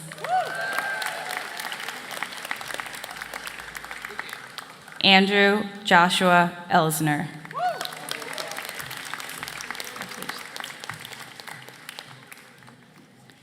Michael Evard Vesio.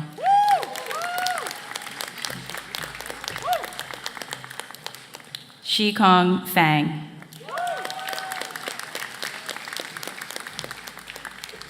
Charlie Ferguson.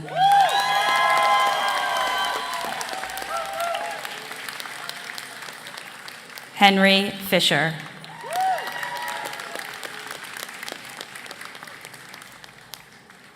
Claire B. Fitzgibbons.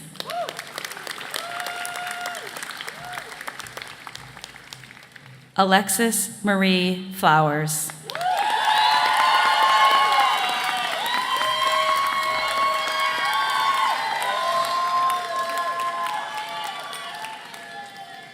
Mark Fraser.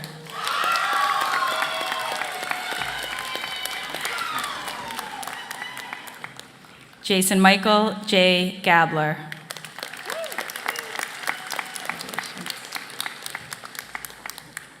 Emily Gabos.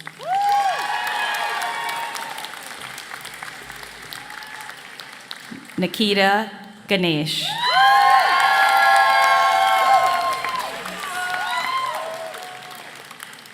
Liz Gatto, diploma presented by her father, Joseph Gatto, law class 1984, and adjunct professor of law.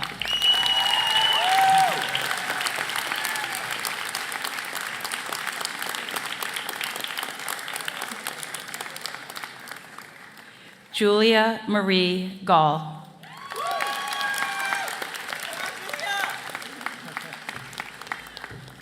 Jack Gelb in absentia.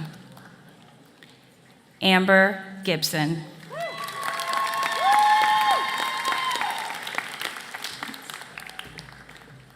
Tabitha Gillimbardo.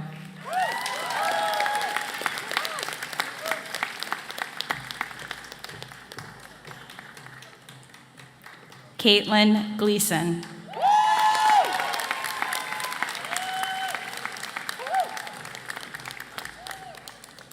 Zachary Gleckow.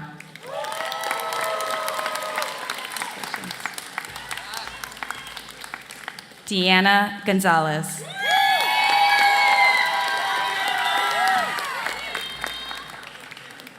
Lazaro Gonzalez.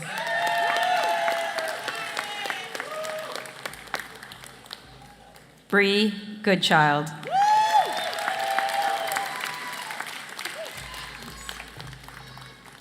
Sarah Gordon, diploma presented by her father, George Gordon, Law Class 1991.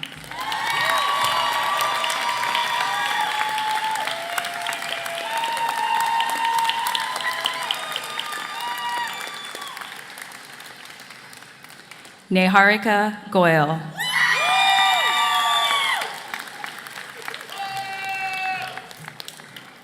Miles McLaughlin Gray.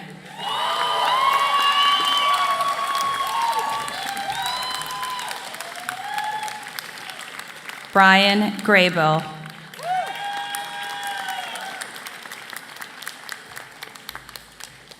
Stephanie Gamapin Griever.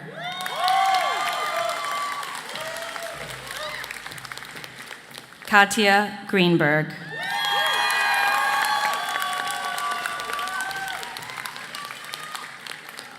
Caleb Green.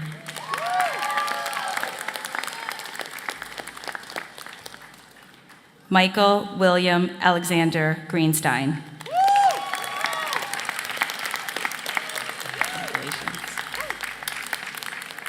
Connor Gregory.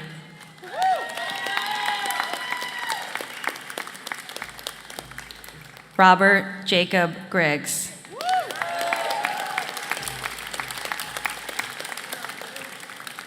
Antonino Grillo.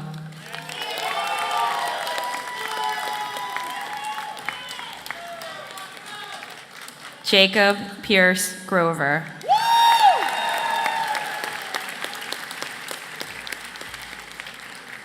Haley Ann Haas, diploma presented by her fiance, Emerson Wobel, Law Class 2023.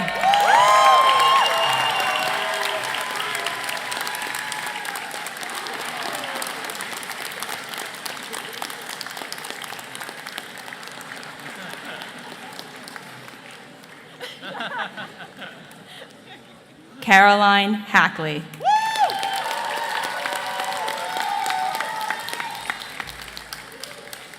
Chase Hagley.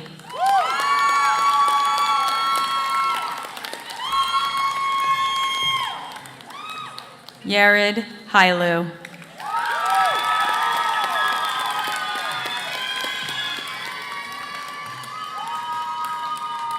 Alice Hahn.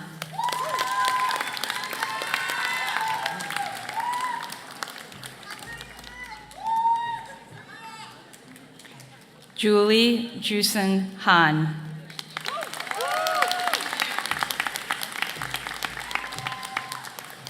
Alara Hansey.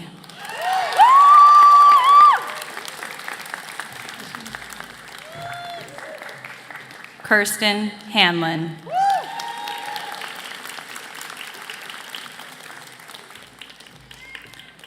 Laura Ellis Hannon.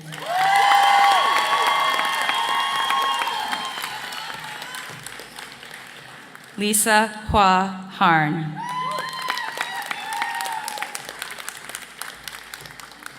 Mackenzie Hartman.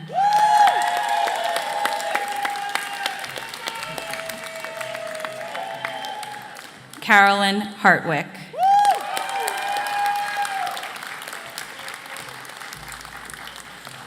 Alea Hassan.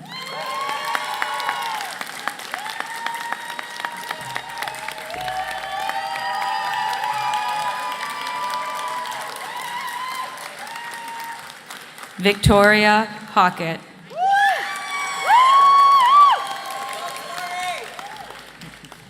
Jonathan Henney.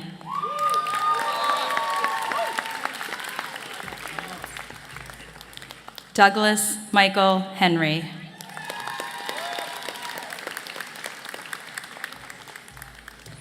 Isabella Hernandez.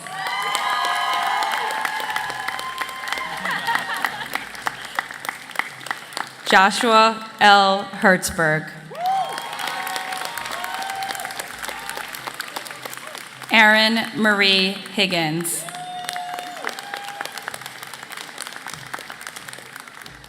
Claire Murade Mirko Hill.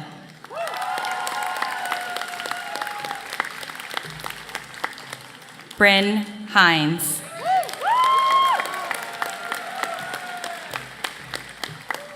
Laura Hinnenkamp.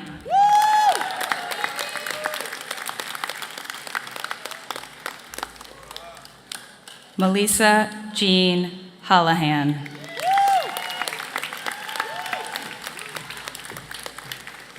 Daniel Carey Holzer.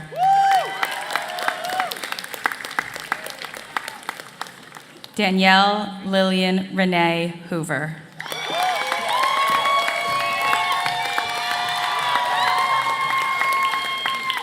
Jasmine Sue.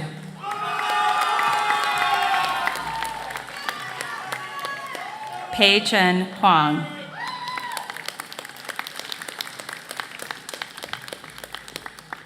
Shane Huen.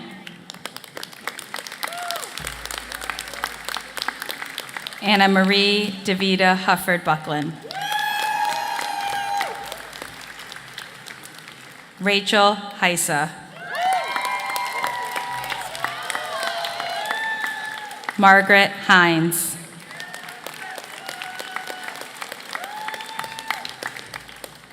Fatima Ilhafetz Ibrahim.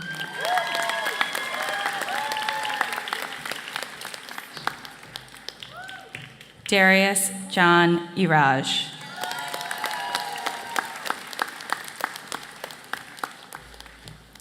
Hira Ishfaq.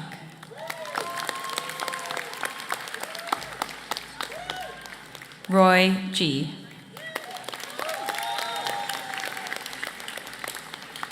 Allie Johnson.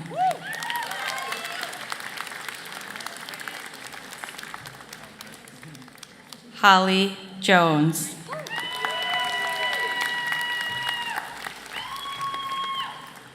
Nick Jones.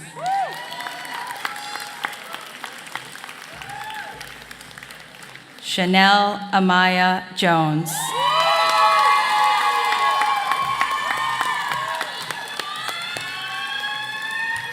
Nathaniel Kabalkin with 4-year-old Lawrence and 2-year-old Miri.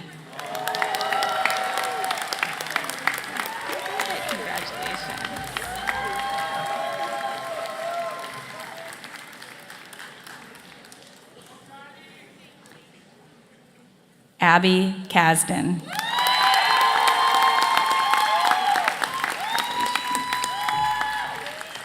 Anna Kastenberg.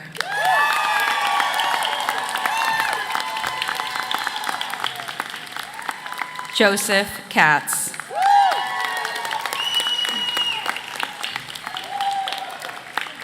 Blake Kaufman.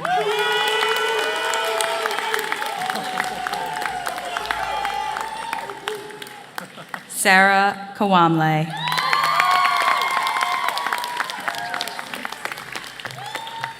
Aaron Kelly.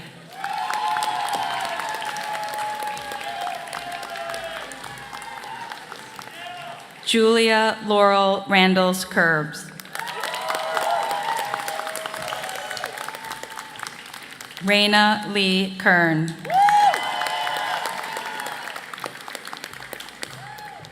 Liam Kerr.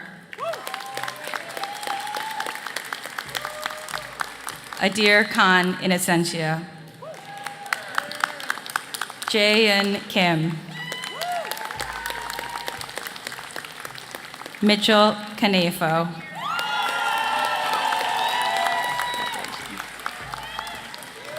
Kate Kugnia.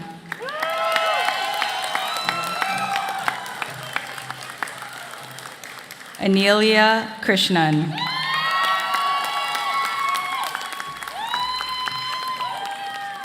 Michael Crone.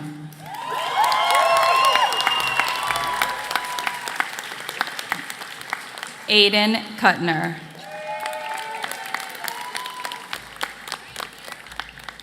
Karina Kwok.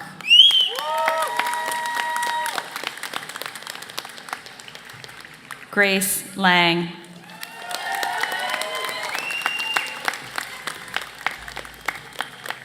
Albert Lee.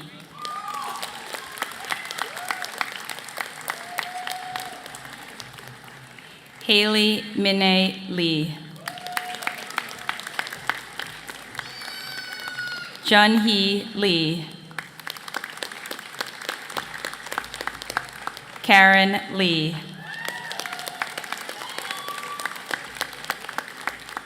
Jian Lun. Joying Wendy Lee. Wilson Lin.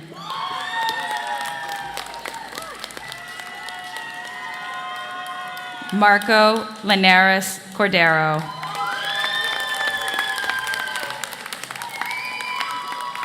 Meredith Lipson.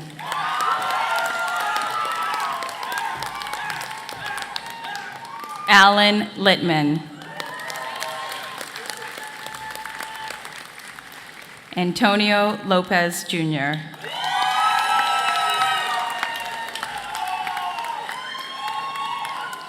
Harvey Liu.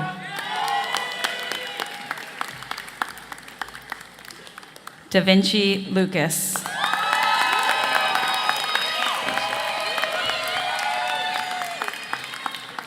Mason Joseph Luff.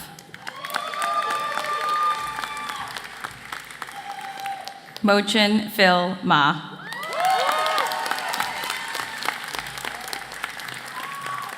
Sheridan Macy.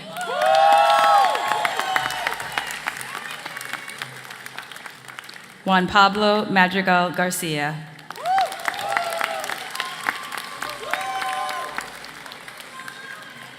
Asif Mahmood. Evelyn Mangold.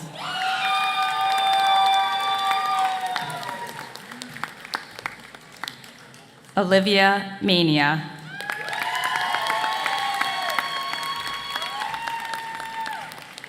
Nupur Mansabdar.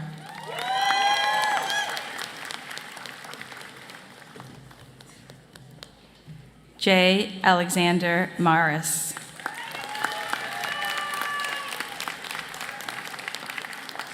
Tara Martin Chen.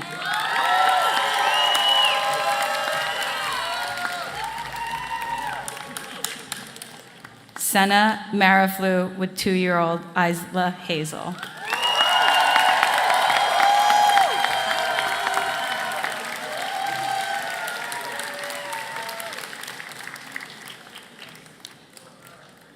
Keith Mathieu.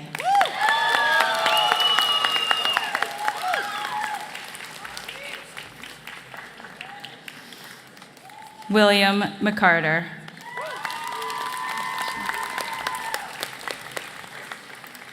William McDonald.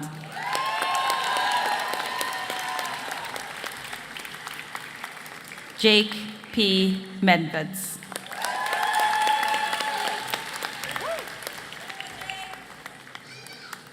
Michael Patrick McGuire.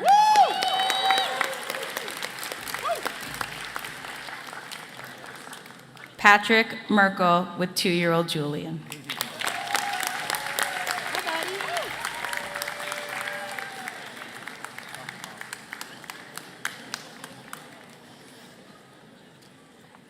Brandon Merrill.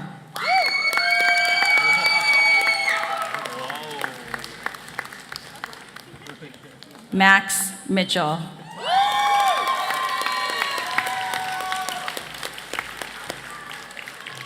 Zachary Miller. You're welcome. Michael Dylan Minsky with diploma presented by his brother Matthew Minsky, Law Class 2020.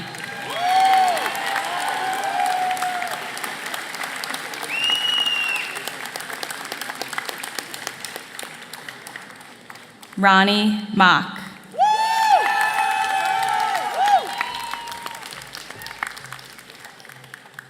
Joe Malloy.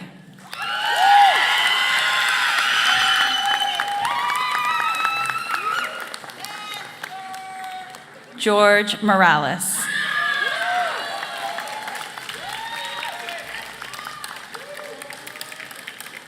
Krishna Kal Mota.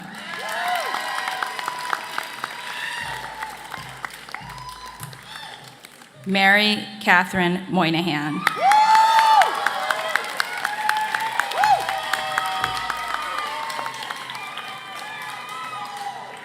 Aaron Makota with 4-year-old Nova Elizabeth.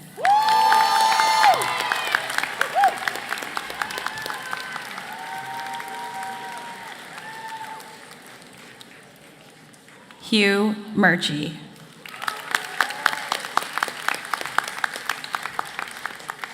Anna Murphy in absentia. Megan Murray.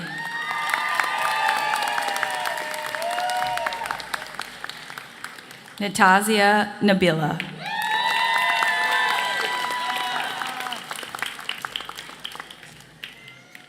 Ben Nadolski.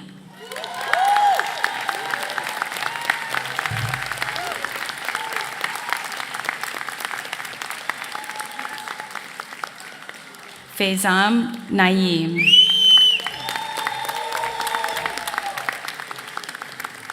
Justin Nam.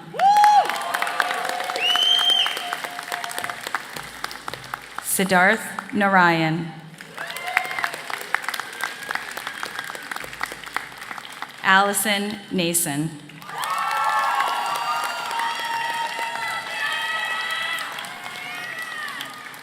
Emma Needham.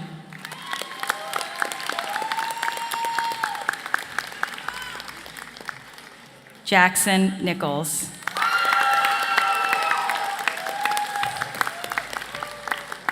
Chisholm Nawakama.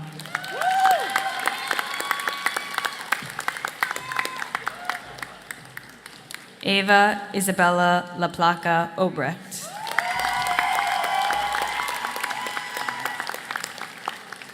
Sheila Marie Orfano.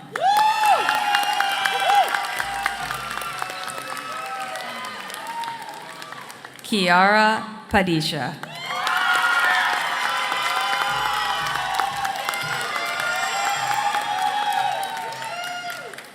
Eleni Christina Pappas.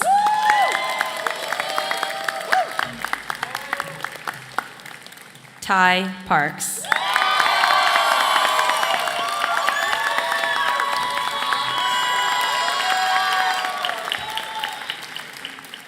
Mohammed Patel.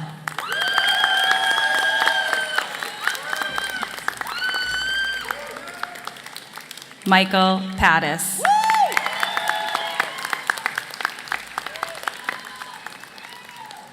Isabella Pazarina.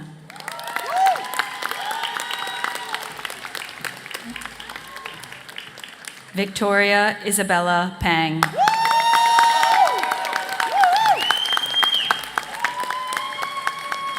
Samantha Perez.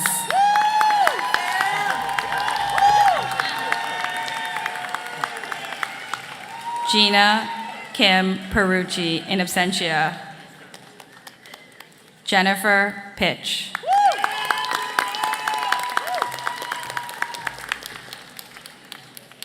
Bing-Su Chu.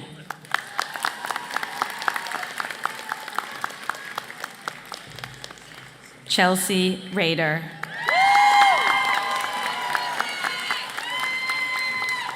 Jeremy Rappaport Stein. Julia Nadine Raphael.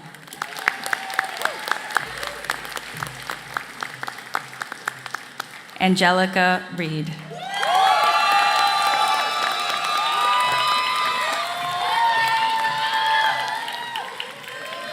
Caroline Ribbett.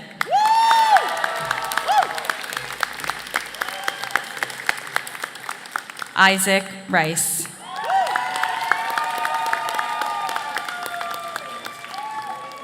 Ryan Rizzo.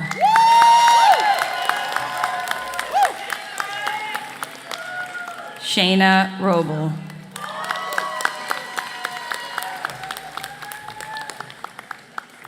Mary Pat Roach.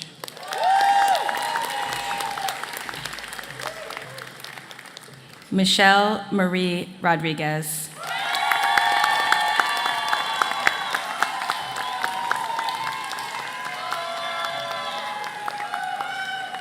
Ryan Rose.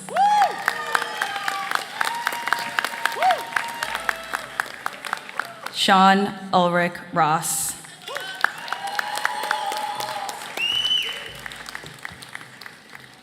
Sam Radofsky, diploma presented by his father, David Radofsky, Senior Fellow of Law.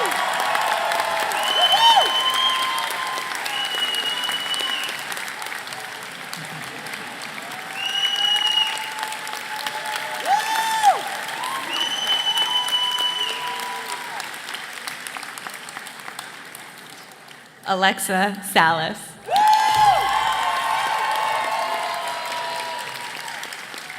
Hannah Santanum.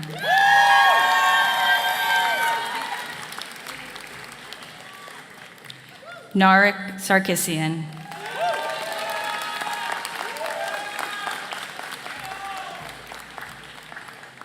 Sarah Comriel Schelling.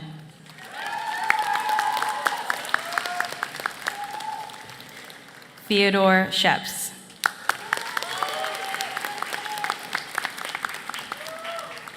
Crawford Gregory Schneider.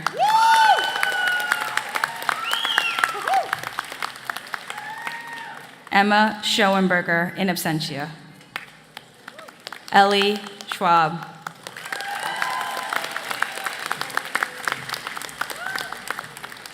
Sarah Schwartz.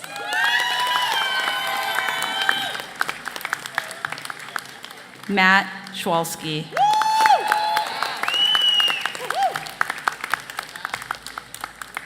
Jessica Scarato.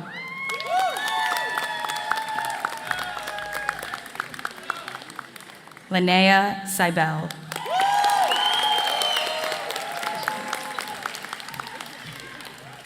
Kevin Seltzer with 5-month-old Amal.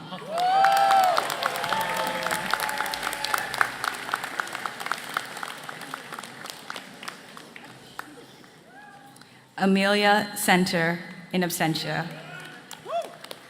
Christine So.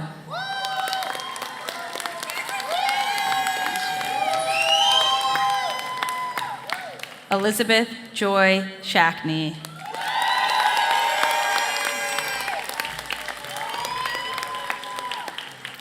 Ava Shafai.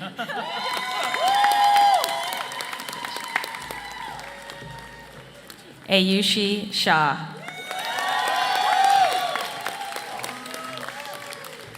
Nabil Sheikh. Caroline Shoabi.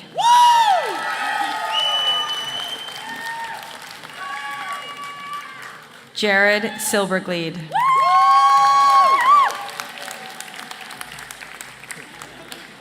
Joshua Sims.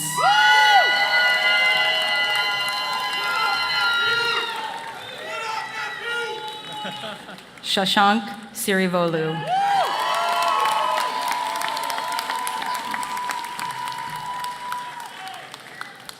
Michael Seiss.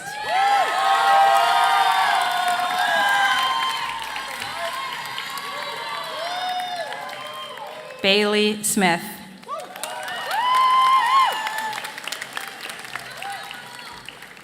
Haley Fitzgerald Smith.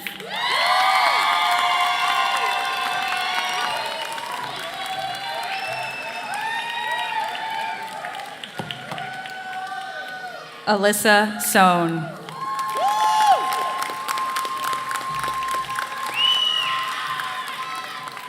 David Sowery.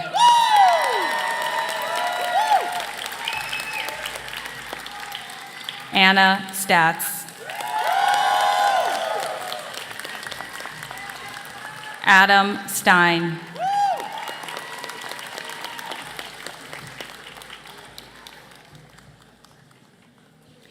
Zoe Stern.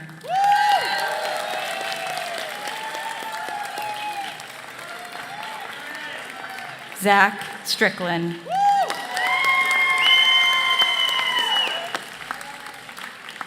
Jesse Strickoff.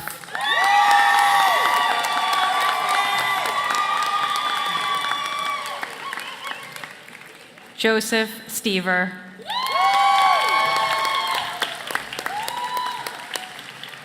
Ji-young Unes Sung. Ethan Swift.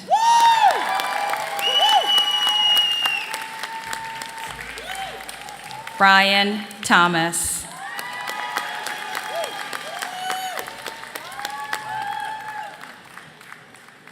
Devante Wilfredo Torriente.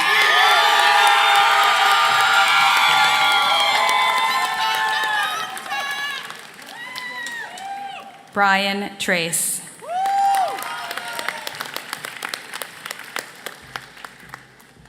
James Trollin.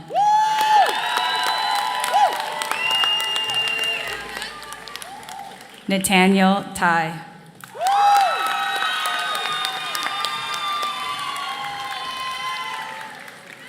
Tang Yu Wen.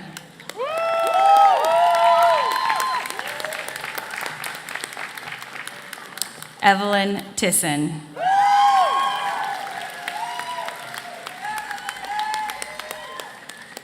Devin Tusa.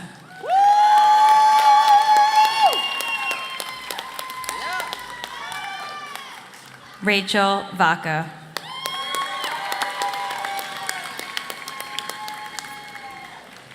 Vanilla Varghese.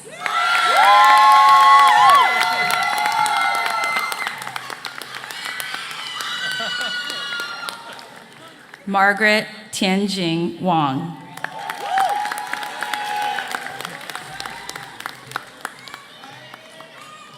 Xuan Wang.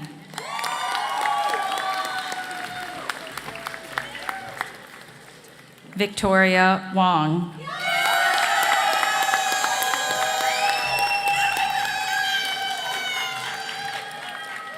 Tasneem Warwani.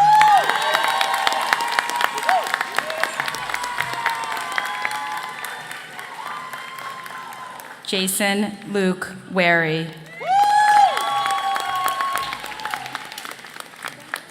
Angela Simone White.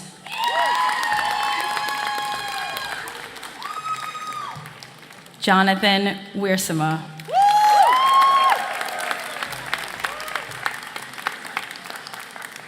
Ren Jorley Widget.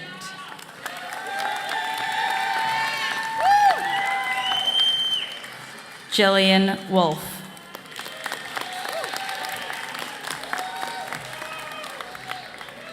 Michaela Wolf Sorokin.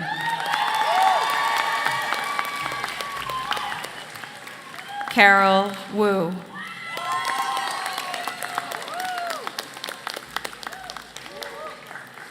Zhuhui Ye.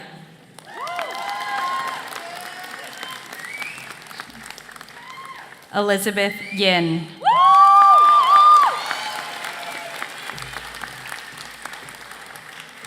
Esther Yoon. Grace Yoon. Corinne Zales.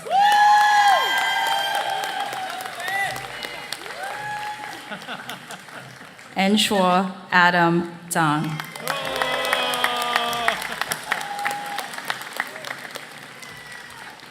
Zhang Meng Chen.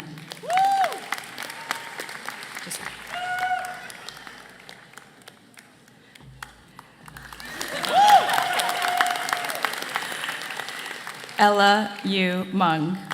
Zhang. Mary Elizabeth Zimmerman.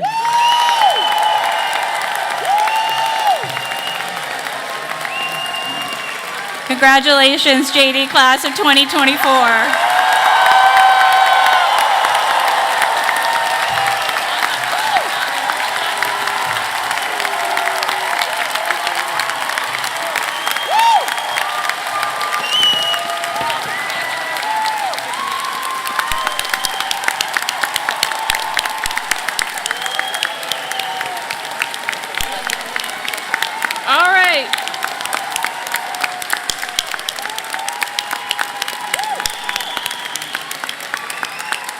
That is the incredible class of 2024.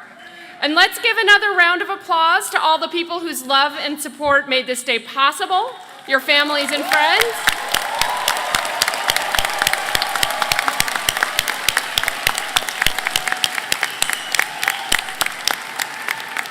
And we'll now begin our recessional off stage.